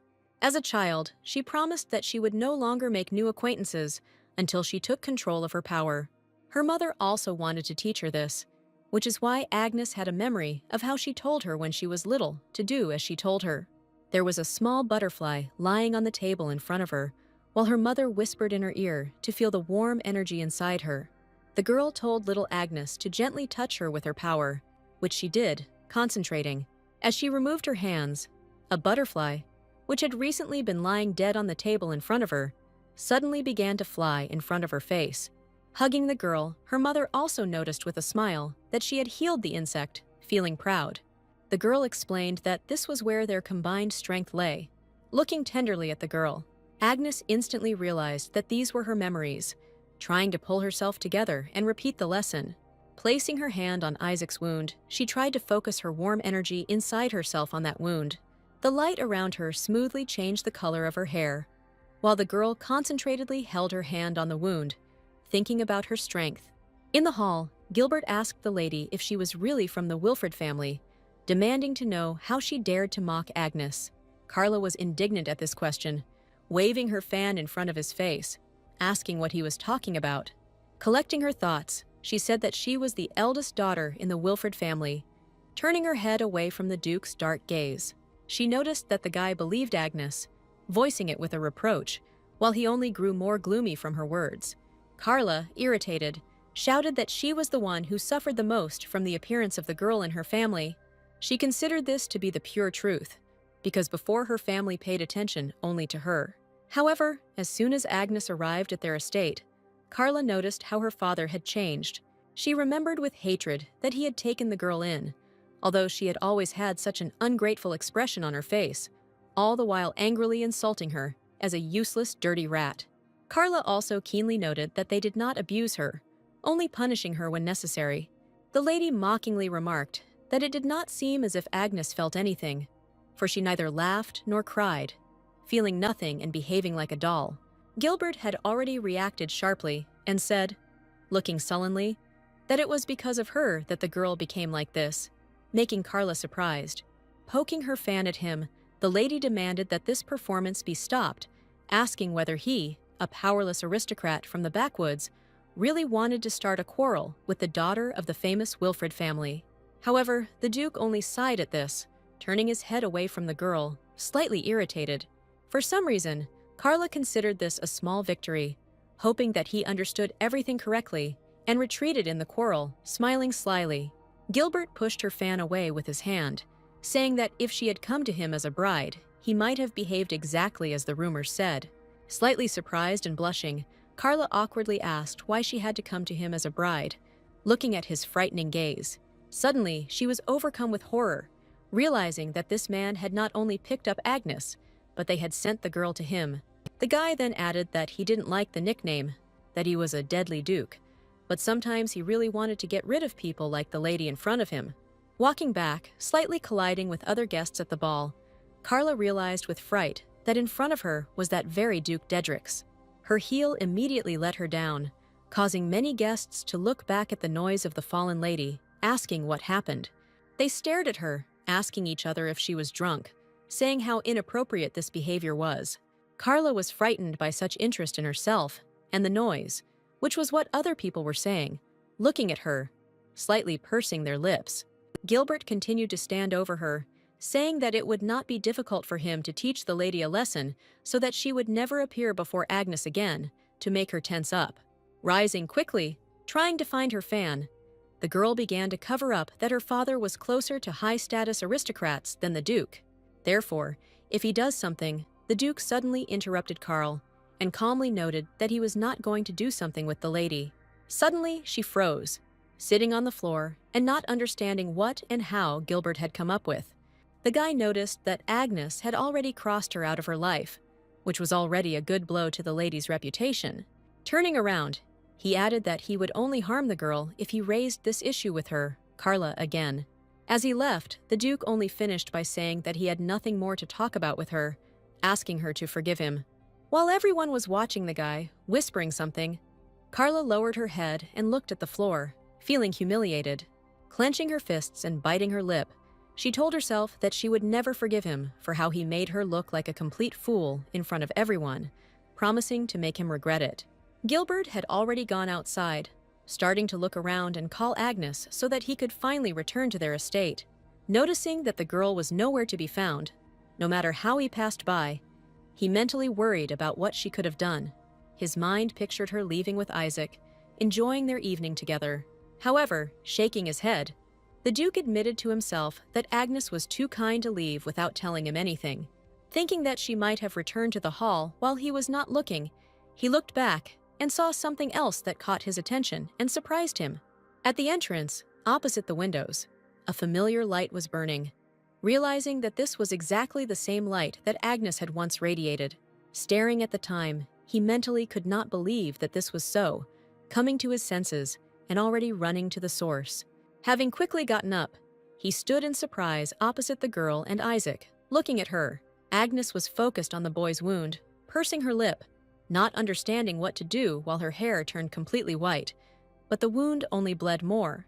Gilbert simply watched this, frozen, especially looking at the image of the girl, not believing his eyes. She didn't even notice his appearance, concentrating on her task of healing, trying to gather her magic. The Duke still couldn't believe it, but looking at her silver hair, red eyes, warm light, and mysterious healing power gave him understanding. The little Duke's mother told him not to worry, because she would definitely get better. Only very soon, he was shown the door, saying that it was time for his mother to be treated, asking him to take a walk outside for now. The boy's mood quickly dropped, still thinking about his mother and her illness, even while in the beautiful garden. Very soon, a little girl approached him with a bouquet of flowers, awkwardly asking what had happened to him. She awkwardly approached him closer, already having examined his face. While Gilbert remained silent, the girl continued to ask why he looked so unhappy and why he was sitting there alone. The guy felt a little awkward looking at her until his gaze softened without him noticing. Clenching his hand into a fist and turning his head away, he said that he was just waiting for his mother and that he was not lonely at all here. Despite this, the girl still sat down next to him, holding her flowers, slightly thinking about something. In an instant, she already looked at Gilbert, smiling tenderly, which only made him feel more awkward, and at the same time, more comfortable. Feeling some trust, he turned his head away and explained that if he was gloomy, he would hinder his mother's recovery, because she was constantly suffering, and he only wanted her to get better as soon as possible. Then the girl took out one flower from her bouquet and told him not to worry, decorating his hair with the flower and saying that she would definitely get better soon. She asked, "Then the guy will no longer be sad, right?" Looking at him tenderly and affectionately. Gilbert was incredibly pleased with her light, staring at her with surprise on his face, saying nothing. Very soon, his father called him, and looking back at him, he conveyed that it was time for him to go. The girl quickly stopped him and asked him to keep their meeting a secret, slightly embarrassedly conveying that it would be their secret. To convince the guy, she said that otherwise she would get into trouble, to which Gilbert was slightly puzzled, but agreed. To his surprise, his mother, who was suffering from an incurable disease, suddenly recovered that day, delighting her loved ones. The girl seemed to know this, conveying that her mother possessed miraculous powers of healing. The guy himself smiled awkwardly, watching her run through the field of flowers, glowing from the fact that he knew the girl would get better. Then he remembered that they had never introduced themselves to each other, bowing slightly and saying that his name was Gilbert. but he could just call him Gil. Asking the girl's name, she apologized, slightly upset, saying that she couldn't tell him her name. She explained this by saying that she also had the same power as her mother, so she would no longer make new acquaintances until she took control of her. The girl explained that Gilbert looked so lonely that she couldn't help but approach him. She gently asked him not to make such a face, which only made the guy's face light up even more with joy and a little surprise. She only glowed more with joy, surrounding everything with a bright light, conveying that she was very glad that Gilbert could smile again. The guy was only more confused and fascinated, staring at the girl in surprise. Taking her hand, he asked if he could come to her again, hearing her immediate consent, but only so that it would be their secret. From that day on, they became friends, often spending time together in secret, meeting through windows. The guy approached her room, and they looked at each other and waved their hands as they met. Together, they ran out into the meadow of flowers, joyfully spending their days together, only secretly from everyone. Gilbert once asked the girl if she had never been to the city, holding a flower in her hand. Sitting on a log, weaving a wreath, she admitted that she had never been there, but she would really like to visit. Only her mother told her that it was very dangerous outside, slightly tucking the flowers under herself sadly. Gilbert enthusiastically said that he could take her, thus surprising the girl a little. Placing his hand on his chest, he confidently conveyed that she should not worry, because no matter what happened, he promised to protect her. The girl immediately became filled with confidence and asked if what he was saying was true. Then Gilbert said that this was the pure truth, and he promised to protect her not only in the city, but everywhere. With these words, he greatly embarrassed the girl, drawing her gaze to himself, gaining her trust. Dropping to one knee, Gilbert kept promising to protect her, his hand on his chest. Slightly embarrassed, he conveyed that he wanted to always stay close, wanting to be together even when they grew up. The girl beamed more and more with joy, looking at the guy who extended his little finger to her to seal the oath. Smiling, she immediately took him as her own, saying that she also wanted to stay close to him, making the boy even happier. Their shadows ran across the surface of the river as Gilbert remembered taking her into town that day. As a little boy, he didn't yet know that this would be their last meeting, joking happily with the girl while sitting on the carriage. Arriving in the city, she was immediately interested in everything with its bright appearance and beauty, looking around greedily with her eyes. Gilbert recalled that they arrived at the height of the festival, so there were more people than usual, and there were all sorts of entertainment around. The couple happily stopped everywhere, looking at various little things that caused the girl unique delight. They stopped at the puppet theater next to the other children, laughing and looking at all the performances. Soon the girl thanked Gilbert for bringing her here, because she didn't think that she would have so much fun in the city, thereby embarrassing him. Immediately suggesting that they continue their journey, the boy noticed that she did not answer him, suddenly disappearing somewhere, looking back. He noticed how she, in the middle of the crowd, began to walk straight ahead, as if at someone's call. The boy immediately began pushing the crowd aside, shouting to her that it was very dangerous to undress, wanting to reach out and call her to him. Only the girl didn't react, her eyes still searching for someone in the crowd, while Gilbert tried to call out to her in the noise. A mysterious man in a hood called the girl, asking her to come to him, saying that he was looking for her. Looking at the stranger, her eyes instantly filled with fear as she stared at him. He extended his hand towards her from the crowd, smiling slyly and wanting to grab her. Gilbert saw this too, shouting something so that the girl would pay attention to it, coming out of shock. However, the man grabbed her hand with a sharp movement, squeezing it slightly so that she would not break free, saying that he had finally found her. Coming to her senses, the girl stared at him, while the stranger thought that she had silver hair and red eyes. Thinking that this was definitely the daughter of the girl he was thinking about, she finally began to resist, asking who he was, demanding that he let her go immediately, since they didn't know each other. Soon Gilbert ran up, knocking the girl's hand out of the man's hand and grabbing it in his own. He immediately ran forward and said that they needed to run, asking her not to turn around at that time. A stranger tried to make his way through the crowd, but there were too many people to squeeze through. The couple, without letting go of their hands, ran off to a quiet place without people, stood behind the boxes, and out of breath, admitted that they had already broken away. Having relaxed a little, Gilbert immediately suggested that they go home. He would take the girl home. She happily agreed, relaxing from running and thanking him in advance. Her strength returned quickly, which is why, already stepping forward, she guiltily admitted that she should not have let go of the guy's hand. Suggesting that they no longer move away from each other, a horse, which the girl did not notice, suddenly jumped out from around the corner. However, Gilbert noticed the animal and immediately defended her, pushing her in a safe direction, himself getting hit by the hooves. His eyes dimly saw the girl fall to her knees and look at him with concern.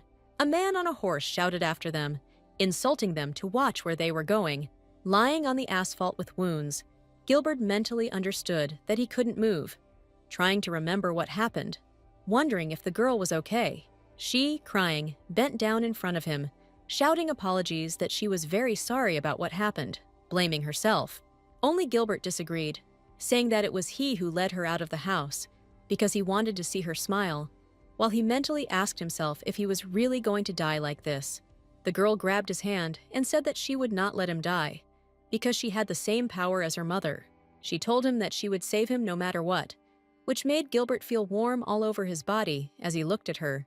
She held his hand in hers, pressing it to her lips as the boy realized how beautiful she was. He only woke up alone, lying on the ground and shaking himself off, trying to remember something. He was also surprised by the lack of wounds, but he immediately became interested in where the girl was.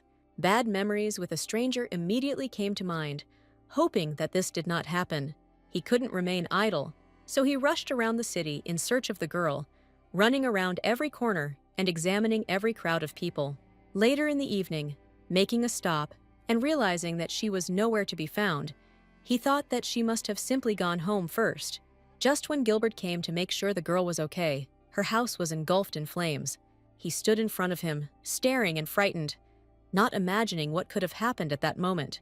When the fire was over, 2 bodies were found in the ashes, which did not calm the boy down, even with family support. No one knew where the girl had disappeared to, so he continued searching, not losing hope and trusting his memories. So, until his adult self, he believed that that same girl would be alive, and he was absolutely right. Agnes, tired and beginning to fall, made sure that the boy's wound had healed and that he was now safe. Her light gradually faded, as did the color of her hair and eyes. Realizing that now everything was okay and everything worked, immediately her body lost its strength, lowering Isaac to the ground, and she herself unconsciously fell forward. Only after she switched off did Gilbert prevent her fall by grabbing her in his arms. He looked at her tenderly, saying that he had been looking for her, Agnes, all this time. He adjusted her more comfortably in his arms, as if he couldn't believe his good fortune that she was now in his arms. The girl was unconscious, but he still used his hand to direct her face towards himself, examining her with love. He remembered that no matter what anyone said, he never forgot her. While others condemned him for not being able to let go of the past, others reproached him that the others were not good enough for him, although for the sake of his family, he should marry sooner. Getting close to Agnes's face, he said that he had sworn an oath to protect her, and she had suffered for so long because of his selfish desires, feeling guilty. However, he was also grateful to the girl that despite everything that happened, she continued to live, and he finally found her. After some time, Isaac regained consciousness, standing fresh and clean on the balcony of the estate. He woke up in the medical office, not even knowing what had happened, in the ward still recovering and trying to remember.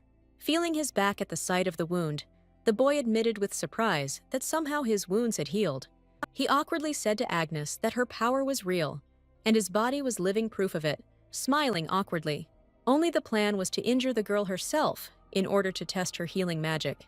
Isaac chuckled and realized that he had rushed to protect her without thinking, knowing that someone would be angry when they found out. However, the bloody cough did not leave him, leaving pain inside, regretting that it did not cure the disease. For a moment, it even seemed to him that this was impossible, when a man came up to him from behind and called out his name. Ubal asked the guy how his plan to verify the girl's abilities and kidnap her would be realized. Without turning around to look at his master, Isaac understood that he could not allow him to find out what had really happened. Turning around abruptly, he said that the hitman had escaped just before the attack, although everything had been going smoothly between them up until then. Yawning, he conveyed that he had to return home and think of a new strategy to get her to show her magic. Isaac said that he himself would like to see Agnes's miraculous power, leaving, saying that he would go already. Only Ubel slyly noticed that there was blood on the guy's shoulder, causing him to tense up and think. Smiling slyly, the man held him on his shoulder and asked if he was sure that Agnes had not used her power, looking askance. Squeezing him only tighter, Ubel, smiling even more, repeated where the blood on each shoulder came from. Isaac knew that if he told him the truth, Agnes would be in danger, once again under pressure from her master. Walking away from the man, he mentally understood that everything was fine, because this was how it was intended from the very beginning for the girl. It just needed to be implemented. Just as he began to speak, a memory came to the guy's mind where Agnes called him her friend, which made her happy, but now made him stop. Turning to Ubel, he himself asked what he wanted to say about the girl, having started his speech. Isaac, having wriggled out of it, asked if he himself really didn't understand anything, causing the smile to disappear from the man's face. Straightening his jacket, he explained that he had had an attack right in front of Agnes, and this blood, which he had coughed up, hoping to hide the traces by wiping it from his hand on his shirt. Only the girl noticed and was very worried about him, which made Ubel think, asking if she was just worried. Waving his hand, Isaac confirmed that she was only worried. He had not been able to see her power in action. Then the man noticed that since Agnes had left, there was no longer any reason to stay here, heading towards the exit, which surprised the guy. Asking if he had left, Ubel said that Carla had been bitten by a pet rat, and that was why she was in a bad mood. Adding that he had to console her, the lady shouted at the servants on the street that she was leaving here immediately and demanded that her father be here. Isaac waved his hand and thought that it was time for him to go too, and then stopped. Among the columns, he noticed the figure of the very man who had wounded him while attacking Agnes. He came out, pointed his finger at the guy, and said that there could be no mistake here, because he was sure that he had stabbed him with a knife. Slightly frightened and trembling, he asked if the girl had really healed him, and before his eyes was that same incredible power. As the killer continued that she was the same holy savior from the legend, Isaac's face darkened, realizing that he had witnesses. Grabbing the guy by the shoulder, the stranger began to ask what he had said to Mr. Wilfried and why he was silent now, shaking him a little. While telling him to forget, the guy threatened to tell the man the truth himself, as a syringe was stuck into his neck, and the contents quickly ended up in him. Taking out the needle, Isaac said that he couldn't let the killer escape with this information. A moment later, he collapsed dead on the sidewalk, while the guy realized that he was also an idiot, having crossed a dangerous line, hiding the syringe back in his jacket. Clutching his head, he left and told Agnes out loud that she should consider this the price for saving him. Looking at the sky, the guy even became curious whether they would be able to see each other again. Thoughts of Agnes clearly pleased him, but at the same time embarrassed him, holding his hands on his neck and realizing that she had given him a new life. Several hours later, at Duke Diedrich's estate, the girl was just regaining consciousness, opening her eyes and trying to figure out where she was. Gilbert sat next to her and told her that he had brought her home after a dinner party. He added with excitement that she and Isaac Hagen were unconscious on the terrace, clearly worried about it. Then Agnes herself remembered what had happened on the street, awkwardly realizing that her magic had worked. Rising from his seat, the Duke said that she must be very tired, wanting to leave her to rest now. Only then did the girl call him, saying that she had something that she had been hiding from him, asking him to listen to her now.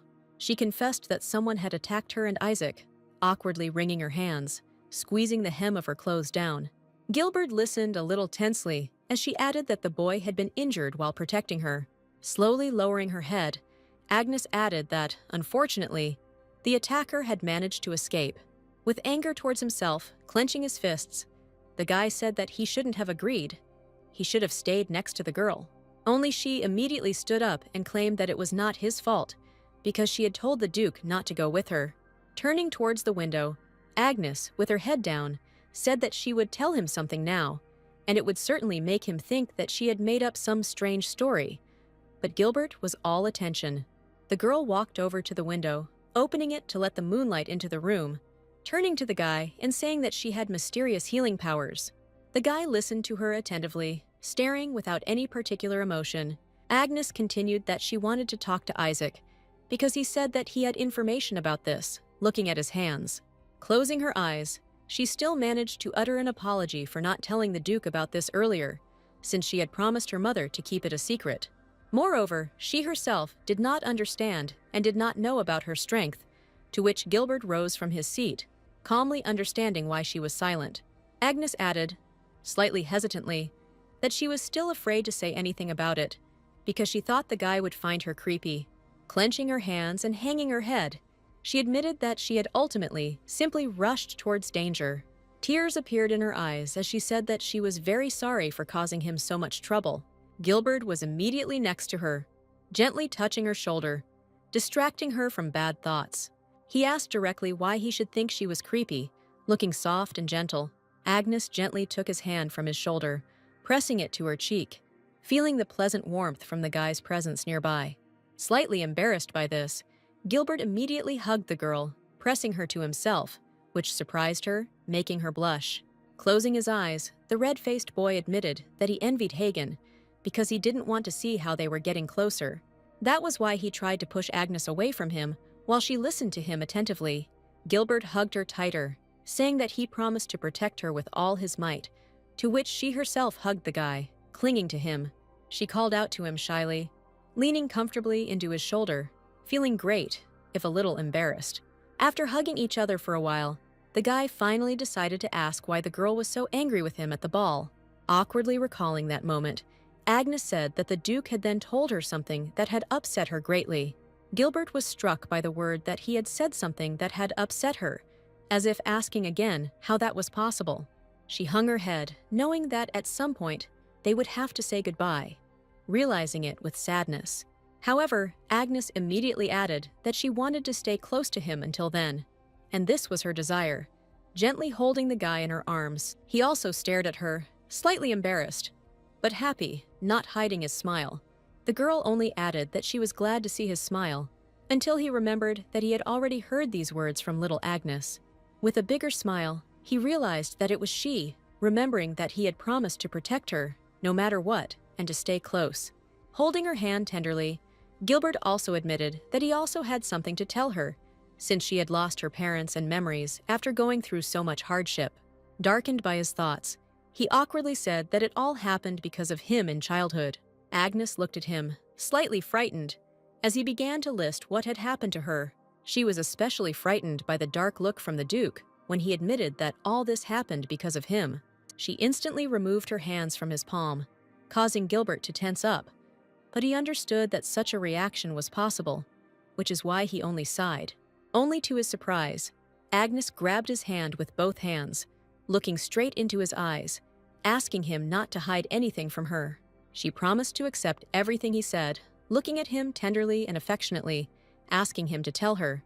The Duke said, slightly hesitantly, that she was the bride he had been looking for all this time, which greatly surprised the girl. As a child, Gilbert recalled the image of a little girl who said that his mother would soon get better, and he knew that was unlikely.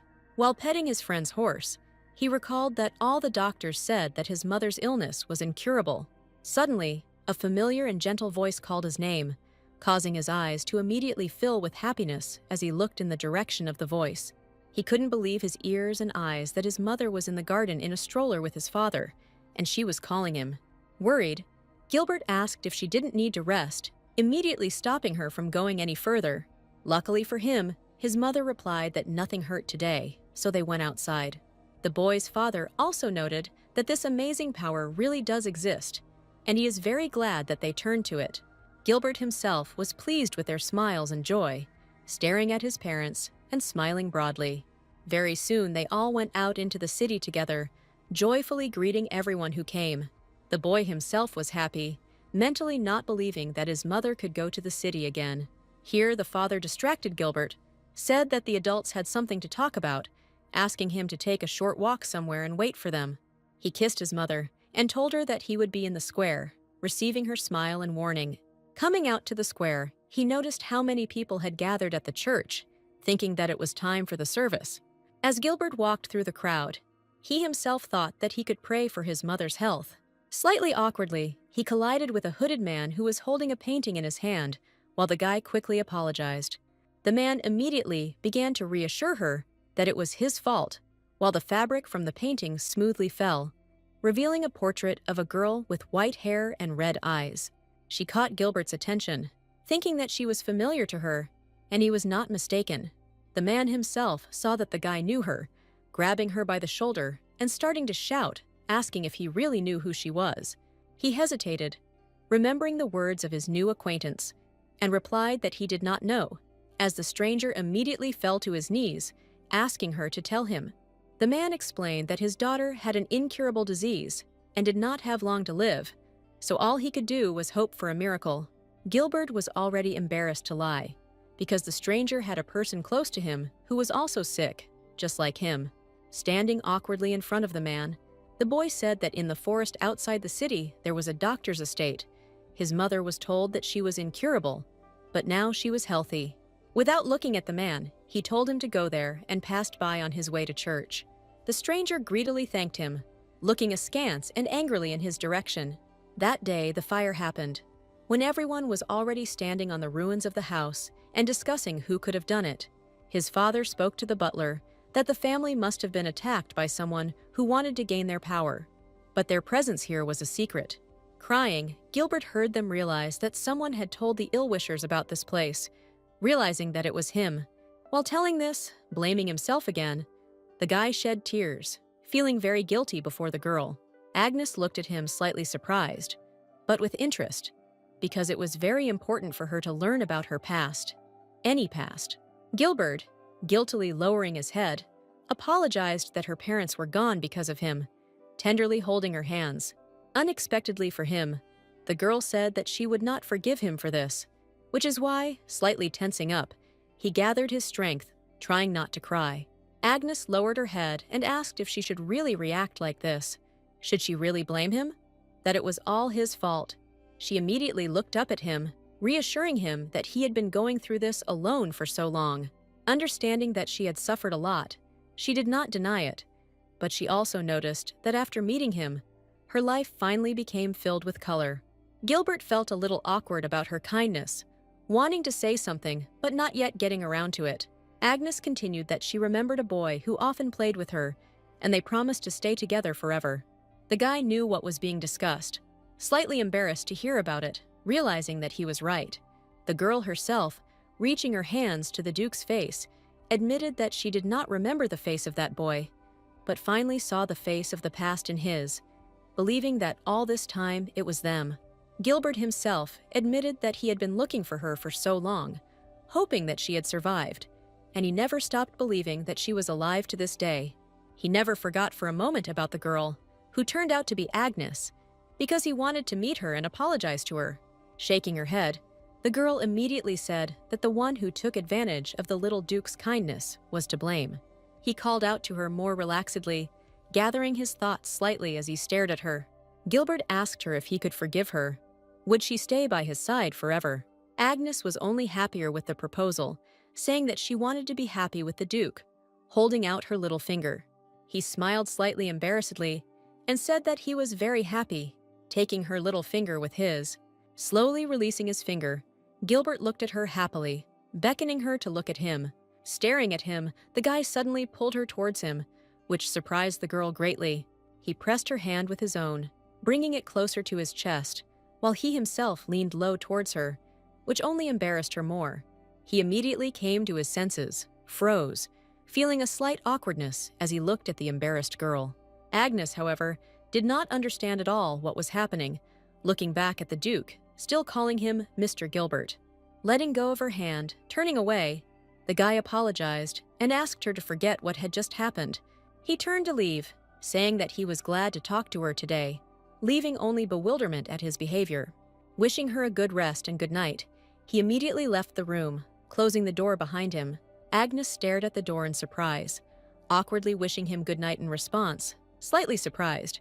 However, she still felt the warmth of the moment, blushing a little as she imagined it again. Gilbert only closed the door and was in no hurry to leave, standing under it and thinking for a bit. As he replayed the moment in his head, he covered his mouth and asked himself what he was even going to do. Malin immediately beamed with joy and told the lady that the Duke wanted to kiss her, that was for sure. They were on the terrace when the girl, enjoying tea, listened to the maid's admiration for the kiss. She stared at her awkwardly and asked why Gilbert would want that. With a satisfied smile, Meline said that it was love, the beginning of love between her and the Duke.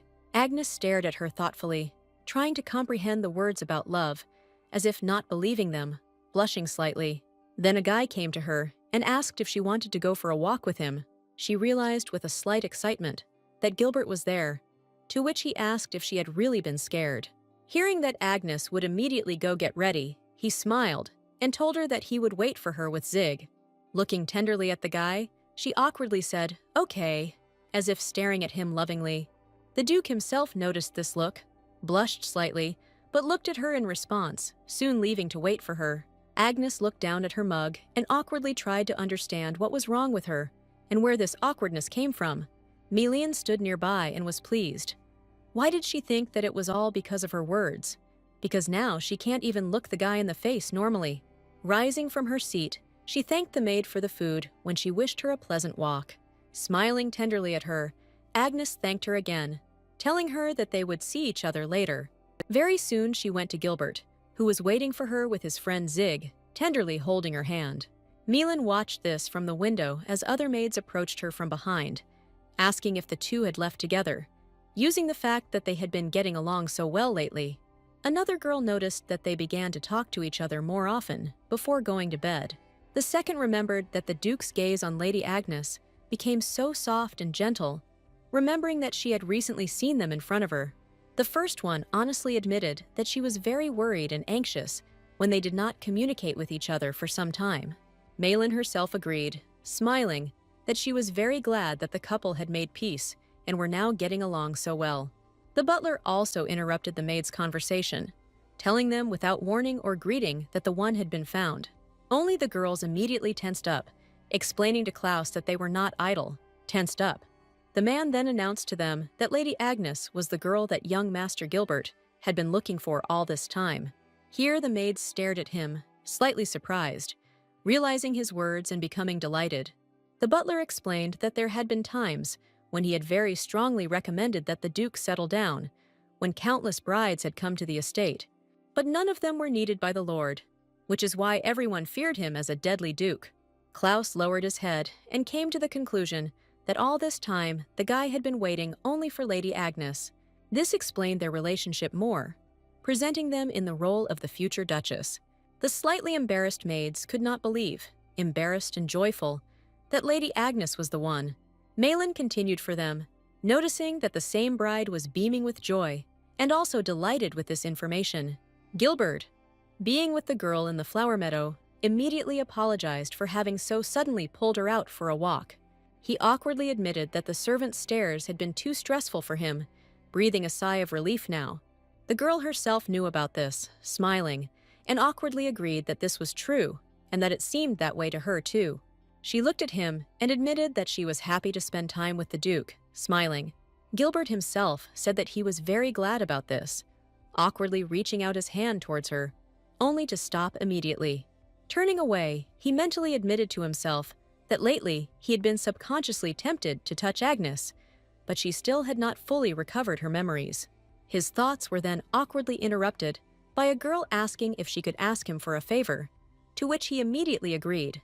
Agnes said confidently that there was one place where she would very much like to go and find out something. A few days later, at the Wilfred family estate, Carla was berating the maids, calling them useless and throwing a mug. One of the maids barely dodged the blow, apologizing to the lady, while the other checked on her, calming her down. Carla, pursing her lips and biting them, was incredibly angry, mentally remembering that evening, because after it everything went downhill, mentally asking why her and why she was so humiliated, why Agnes smiled so happily when she should have died. Promising that he would never forgive these two, the father came to the noise, calling Carla and distracting her from her thoughts. He noticed that she was in a bad mood, while the lady was screaming that that girl had made her experience such a disgrace at the ball. Gently stroking his daughter's head, Ubel said that she had told him about this many times, noticing that she had suffered so much, poor thing. Gathering tears in her eyes, Carla said that she would never forgive this vile duke and his happy dirty rat. She immediately became curious, asking if they could use her father's power to do something about them, only to be met with a cold response that they would look into it later. Turning and walking away from the lady, Ubel conveyed that he was busy now, as guests were waiting for him, offering to talk later, while Carla froze a little. Looking after her father, she could not understand what kind of guests they were, and this made her slightly gloomy. The doors opened and the man entered the room, immediately apologizing for keeping them waiting. He said he was glad to see Agnes in good health, while the girl stared at him slightly incredulously as she sat next to the Duke. A few hours earlier, the couple had just gotten ready to leave when Gilbert asked if she was sure they should go. He also asked if that place wasn't full of bad memories for her, which made Agnes think a little, only she was confident in her decision, conveying that she had to find out the whole truth, otherwise she would not be able to live peacefully any longer. The girl was sure that the gentleman, that is, her uncle, must know something about the death of her parents. Gilbert was slightly worried, but agreed with her, which is why they drove on to Wilfred's estate. Arriving at the place, the butler immediately thanked Duke Dedrix for his patience, bowing slightly. They entered the estate together, and all the butlers bowed silently as they saw the couple off. Only in the crowd of maids there was a whisper, realizing that Agnes was next to the Duke, not quite understanding why she was alive, because she had to repay them with her death. They continued to call her a doll without a conscience, also noticing that she became more like an evil demon, which made the girl seem tense, hearing all this. Gilbert immediately leaned over her shoulder, asking if she was really okay now, slightly frightening her. Having said that everything was fine, since she knew that they would react that way, she put her finger to her lips and asked him to behave as they had discussed earlier, to which the Duke only cast a sideways glance at the maids. Turning away from them, looking straight ahead, he said that he would do it, feeling at the same time a little awkward. They were given a room where they were asked to wait temporarily, until Mr. Wilfred, having become free, came to them, where they immediately sat down at the table. While they waited, Gilbert smiled silently, exchanging glances with the girl, trying to make sure she was okay. Soon a maid came to them, bringing a mug of tea on a tray, telling them that it was ready. Agnes immediately recognized the woman as the head maid. Feeling awkward in front of her now, she, in turn, put one mug of tea on the table, moving it closer to the Duke. This is what angered Gilbert, who looked up at the servant and asked why she had brought only one cup. The woman replied gloomily that she considered it useless to brew tea for someone who had no sense of taste. The Duke immediately darkened at these words, while Agnes, taking his hand so that he would not flare up, sniffed the aroma. She noticed, saying that the tea smelled nice, asking if it was Lafleur's tea. The maid was very surprised that the girl said such a thing, and Gilbert felt awkward as well, while the girl smiled slyly. The woman was greatly surprised that such a crude doll as Agnes could distinguish the scent, thinking that she had simply managed to guess with her superficial knowledge. Exhaling, the Duke asked her more calmly if her master had returned yet. However, she held the tray in her hands and lowered her head, remaining silent, her face twisted in anger. Then, slightly daring, Agnes asked her again when he would be there, as the maid shouted at her that her master was not here. The girl was slightly surprised by this answer, asking what the woman meant. She replied with impudence that they could wait, but she did not say that she would tell the gentleman about their arrival. Agnes noticed that they had sent him a letter and arranged a meeting in advance, feeling a little awkward. The head maid immediately shouted at the girl that a brat like her should know her place, and the master would not waste his time on her. The woman hovered over her and said that no matter how long she waited, the gentleman would not come, so they could just leave. Gilbert couldn't stand this, wanting to get up from his seat, shouting that he wouldn't just listen to this kind of attitude until she stopped him. The maid mentally believed that she had won, because Agnes would clearly now cry to the Duke like a pathetic doll. At that moment, the lady's gaze changed to a more stern one, acutely noticing that it seemed the woman herself did not know her place. These words really shook her, and I even asked what she was saying, a little scared. Agnes, however, keenly noticed that the maid was making her master's guests wait, insulting them, and all this without his approval. Agnes glared at her, noting that she was tarnishing the Wilfred family name with her behavior. This look made the maid flinch in fright, staring at her in horror. Therefore, the girl rose from her seat and ordered her to convey her message to her master, Ubel Wilfried. She wanted the head maid to say that she, Agnes, had arrived and was waiting for him to discuss it. Cowering in fear and horror, the woman stuttered and walked away with her back to the exit, saying that she understood everything and would pass it on right away. Under the girl's sidelong glance, she quickly left the room, feeling the pressure from her words. As soon as she left, Gilbert immediately apologized for losing his temper a little because she told him to keep quiet, which seemed to him a very cruel request in such a situation. Agnes smiled broadly and explained that she simply wanted to take a little revenge on the old woman. In his office, Ubel read the letter, mentally remembering how suspiciously Isaac had behaved at the ball, and then he had received this letter from Agnes, which made him feel like something had definitely happened there. He looked back to look at the portrait, which was well covered, saying that the girl probably wanted to seal her properly, but he would ruin her plans. Then came the memory of how that same girl from the portrait screamed, asking if he really wanted to use not only her, but also her daughter. Clenching her fist in her hand, she looked at him, threatening that she would not allow him to do whatever he wanted with Agnes. Ubel realized with anger that there was nothing more annoying than a puppet with free will, clawing at a portrait with its nails and tearing it. He wanted to awaken the power of Agnes and become a god that would be worshipped by everyone without exception. His angry thoughts were interrupted by the butler and the head maid who arrived, asking them if the girl had really arrived.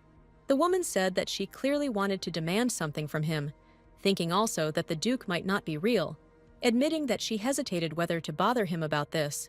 With a false smile, the man said that he understood her, because she was clearly thinking about this family. The maid was pleased by such understanding from the master, and she lit up with joy and pride. Only then the smile disappeared from her face, as did Ubel, who knocked her off her feet with a sharp blow.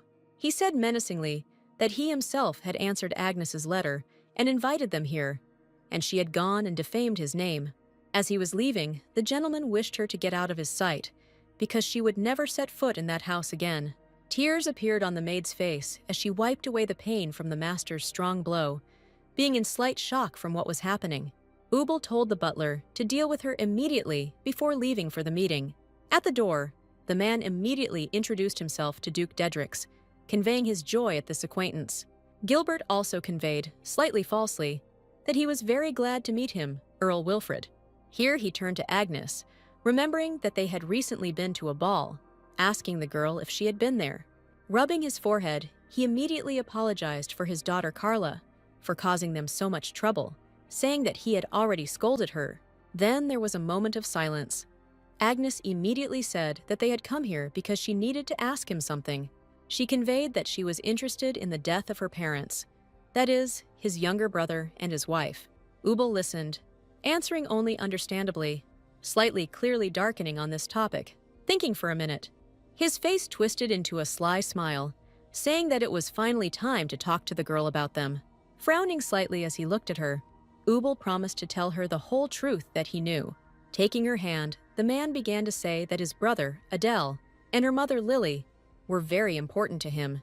He smiled at her, saying that he had been actively looking for her parents for a long time, because he valued them. This slightly puzzled Agnes, not understanding why he had to look for them, looking at him in surprise. Ubel then invited her to continue the conversation at the table, indicating their places until he arrived. The three of them silently sat down at the round table, only exchanging silent glances. The silence was broken by a man who began to say that one day the girl's parents suddenly disappeared. He remembered their silhouettes, going somewhere into the distance, smoothly blurring and disappearing, while he only repeated that he was looking for them.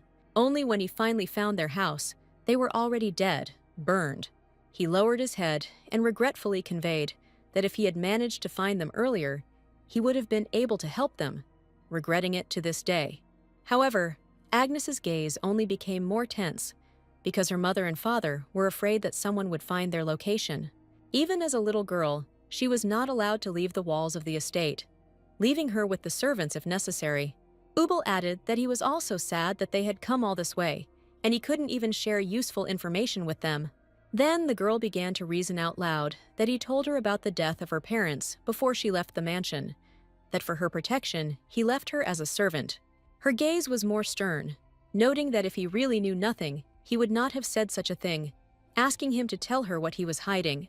Such cleverness clearly angered the Count, who looked at her slightly askance, realizing that she was beginning to guess. Rising from his seat, leaning on the table, the man noticed that Agnes was indeed a smart girl, which surprised her a little.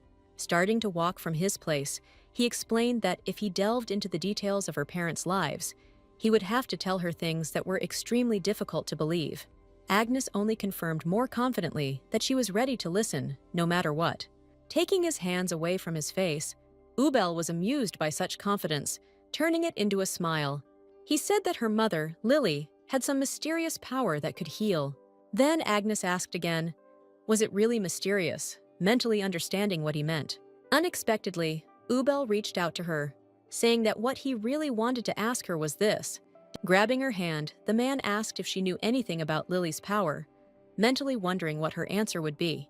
The girl looked at him slightly frightened, tensing up and trying to free her hand, saying that she didn't know anything. This answer made the Count furious, asking if it was true, since she should know, since she was her daughter. As Gilbert had already squeezed his hand, he freed Agnes's hand and called out to him, as if reminding him of his presence here. With some pain and anger, Ubel let go of the girl while she was rubbing her from the pain. Moving away from her, he apologized to them, justifying himself by saying that he was simply overexcited.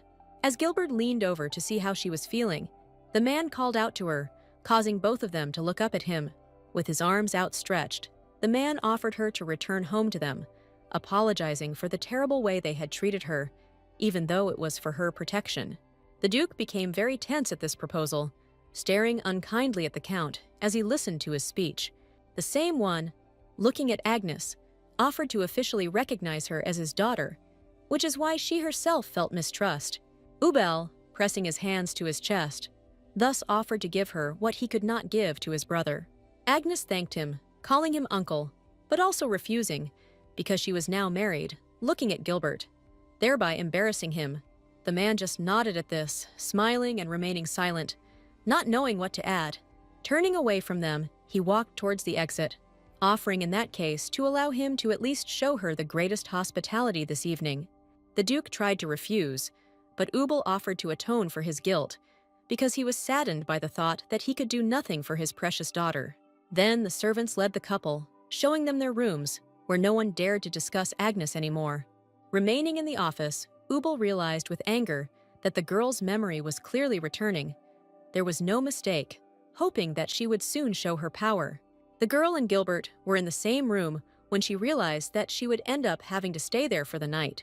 Noticing her tension, the Duke immediately said that if it was difficult for her to be in this house, they could leave, even if he had to use force. Then Agnes awkwardly refused, because there might be some information about her parents in the estate. Looking out the window with her, Gilbert asked if everything was okay, very worried about her. The girl looked at him, smiling brightly, and noticing that this was so, because he was next to her. The Duke said that he would stay in the room with her, because he did not want her to be attacked again if she was left alone. Blushing slightly at this offer, she did not refuse, only thanking him immediately. Only later did the disconcerting thought come to Agnes that they would spend the night together and alone, causing her to blush even more. The guy also noticed that the girl blushed for some reason, clutching her cheeks. It also dawned on him then how his proposal might sound a little strange, immediately adding that he was simply acting as her guard. He also suggested that if she wanted, he could go into another room, to which Agnes immediately refused. Looking at each other, she said, slightly red, that she did not mind his company at all, because she felt calmer when he was next to her. Gilbert, although embarrassed, was glad about this, looking tenderly at the girl, and also agreed to stay. Agnes stared at him in the same way, also happy at the thought that she would be safe next to him. But the look did not last long, and they turned away from each other, red, remaining with their thoughts. Later in the evening, Ubel met with the couple, sipping a glass of wine as they sat across from him. The man was especially smiling and happy, drinking happily and smiling at the couple. The Duke and Agnes were slightly perplexed by this behavior, looking at him. Finally, they were left alone in the room, reading a book, spending time comfortably. They looked into each other's eyes with special tenderness, somehow feeling the time they spent together in a new way. Gilbert was the first to rise, noting that it was time for them to go to bed, which the girl undoubtedly agreed with, since they needed a good rest. Suddenly, the guy called Agnes, touching her palm, while she looked at it, slightly embarrassed, not understanding. The Duke instantly pulled her towards him, pressing her lightly as his gaze grew more intense, making her blush even more. Not quite understanding what was happening, Gilbert leaned over and quietly explained to her that someone was coming. Because of this, he immediately hid in the curtains with Agnes on his arm, looking only towards the door, expecting strangers. While he only pressed her closer to himself, the girl awkwardly realized, blushing, that they were standing too close. The steps gradually died away, but then the door creaked, causing her a little horror while the guy hid, listening and peeping. After closing the door, a silhouette in a dark hood stood opposite it, facing the couple, making it difficult for them to understand who it was. The stranger immediately began to look around, noticing that there seemed to be no one in the room. All the furniture remained untouched, and the light was turned off.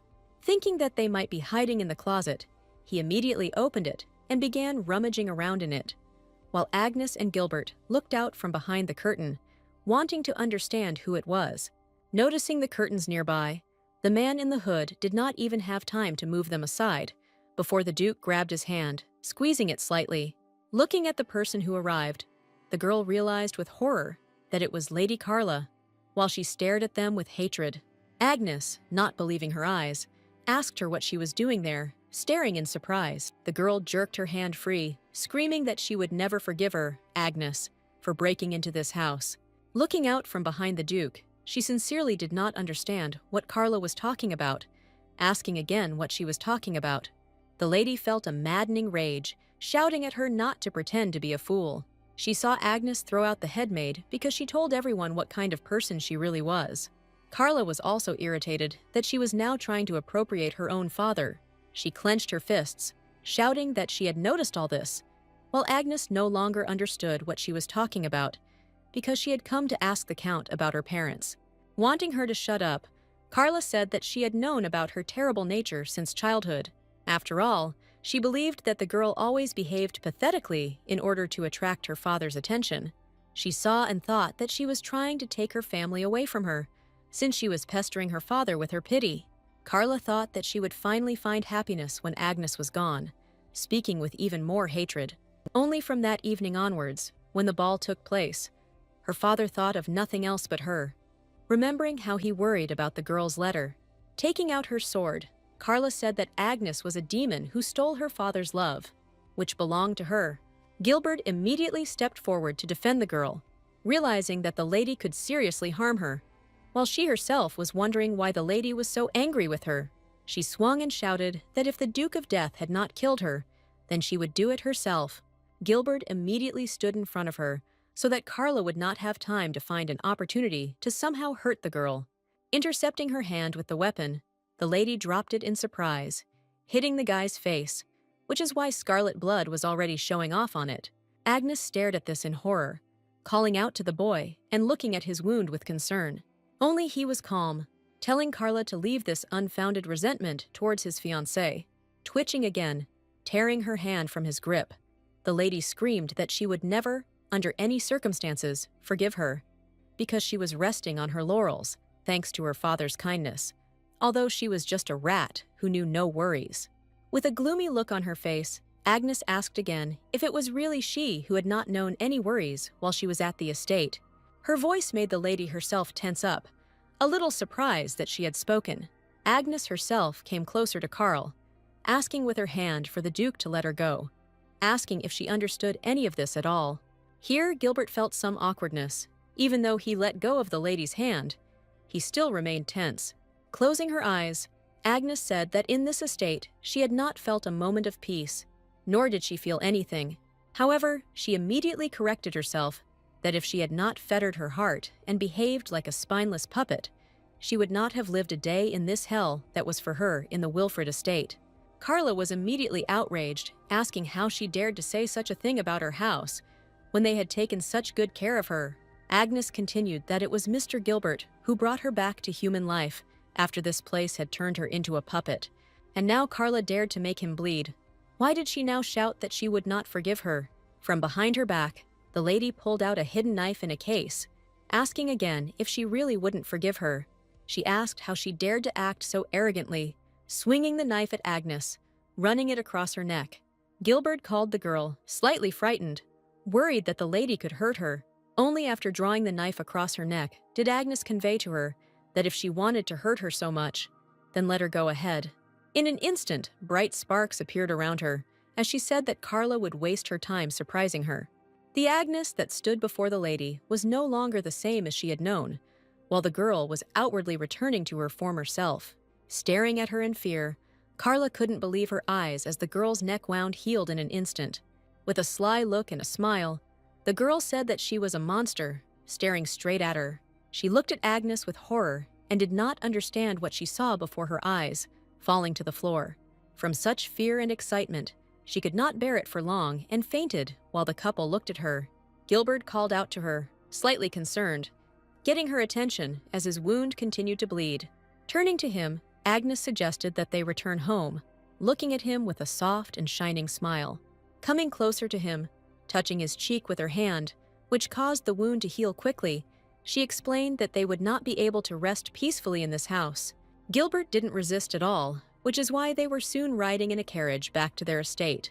Agnes realized with uneasiness that she had gone too far, remembering that Lady Mia had run away when she saw her like this, calling her a monster. Thinking of taking advantage of this, she never expected that Carla would be scared out of her wits, laughing slightly. Turning his head away from her, Gilbert said that she was not a monster at all. He also noted that even if she healed her own and other people's wounds, the pain would still remain, and he did not want to use methods that would make her feel pain. These words warmed Agnes so much that when she looked at the guy, she smiled widely, glowing with joy. Leaning against him, she herself conveyed that she did not want to hurt those she cared about. There was immediately a noise in the estate, to which Ubel arrived and asked if Agnes had really left, while the butler explained that something had happened between her and Lady Carla. The man immediately went to his daughter, asking how the lady herself, stuttering in fear, tried to say at least something. Clutching the blanket, she screamed with tears in her eyes that this girl Agnes was a monster. In mild shock, Ubel tried to figure out how Carla, clutching her head, said to tell him that the color of her hair and eyes had changed. Then her wound healed while her mother tried to calm the girl down, and she whined that it was so scary that she was scared. However, her father's eyes lit up at the thought that Agnes had finally awakened, experiencing mad joy. His gaze also darkened, realizing that most likely someone had betrayed him. Remembering one guy, Isaac read some data in the library, realizing that he really treats people terribly. Looking at one paper, he also admitted that things seemed very bad, because it said to catch Agnes.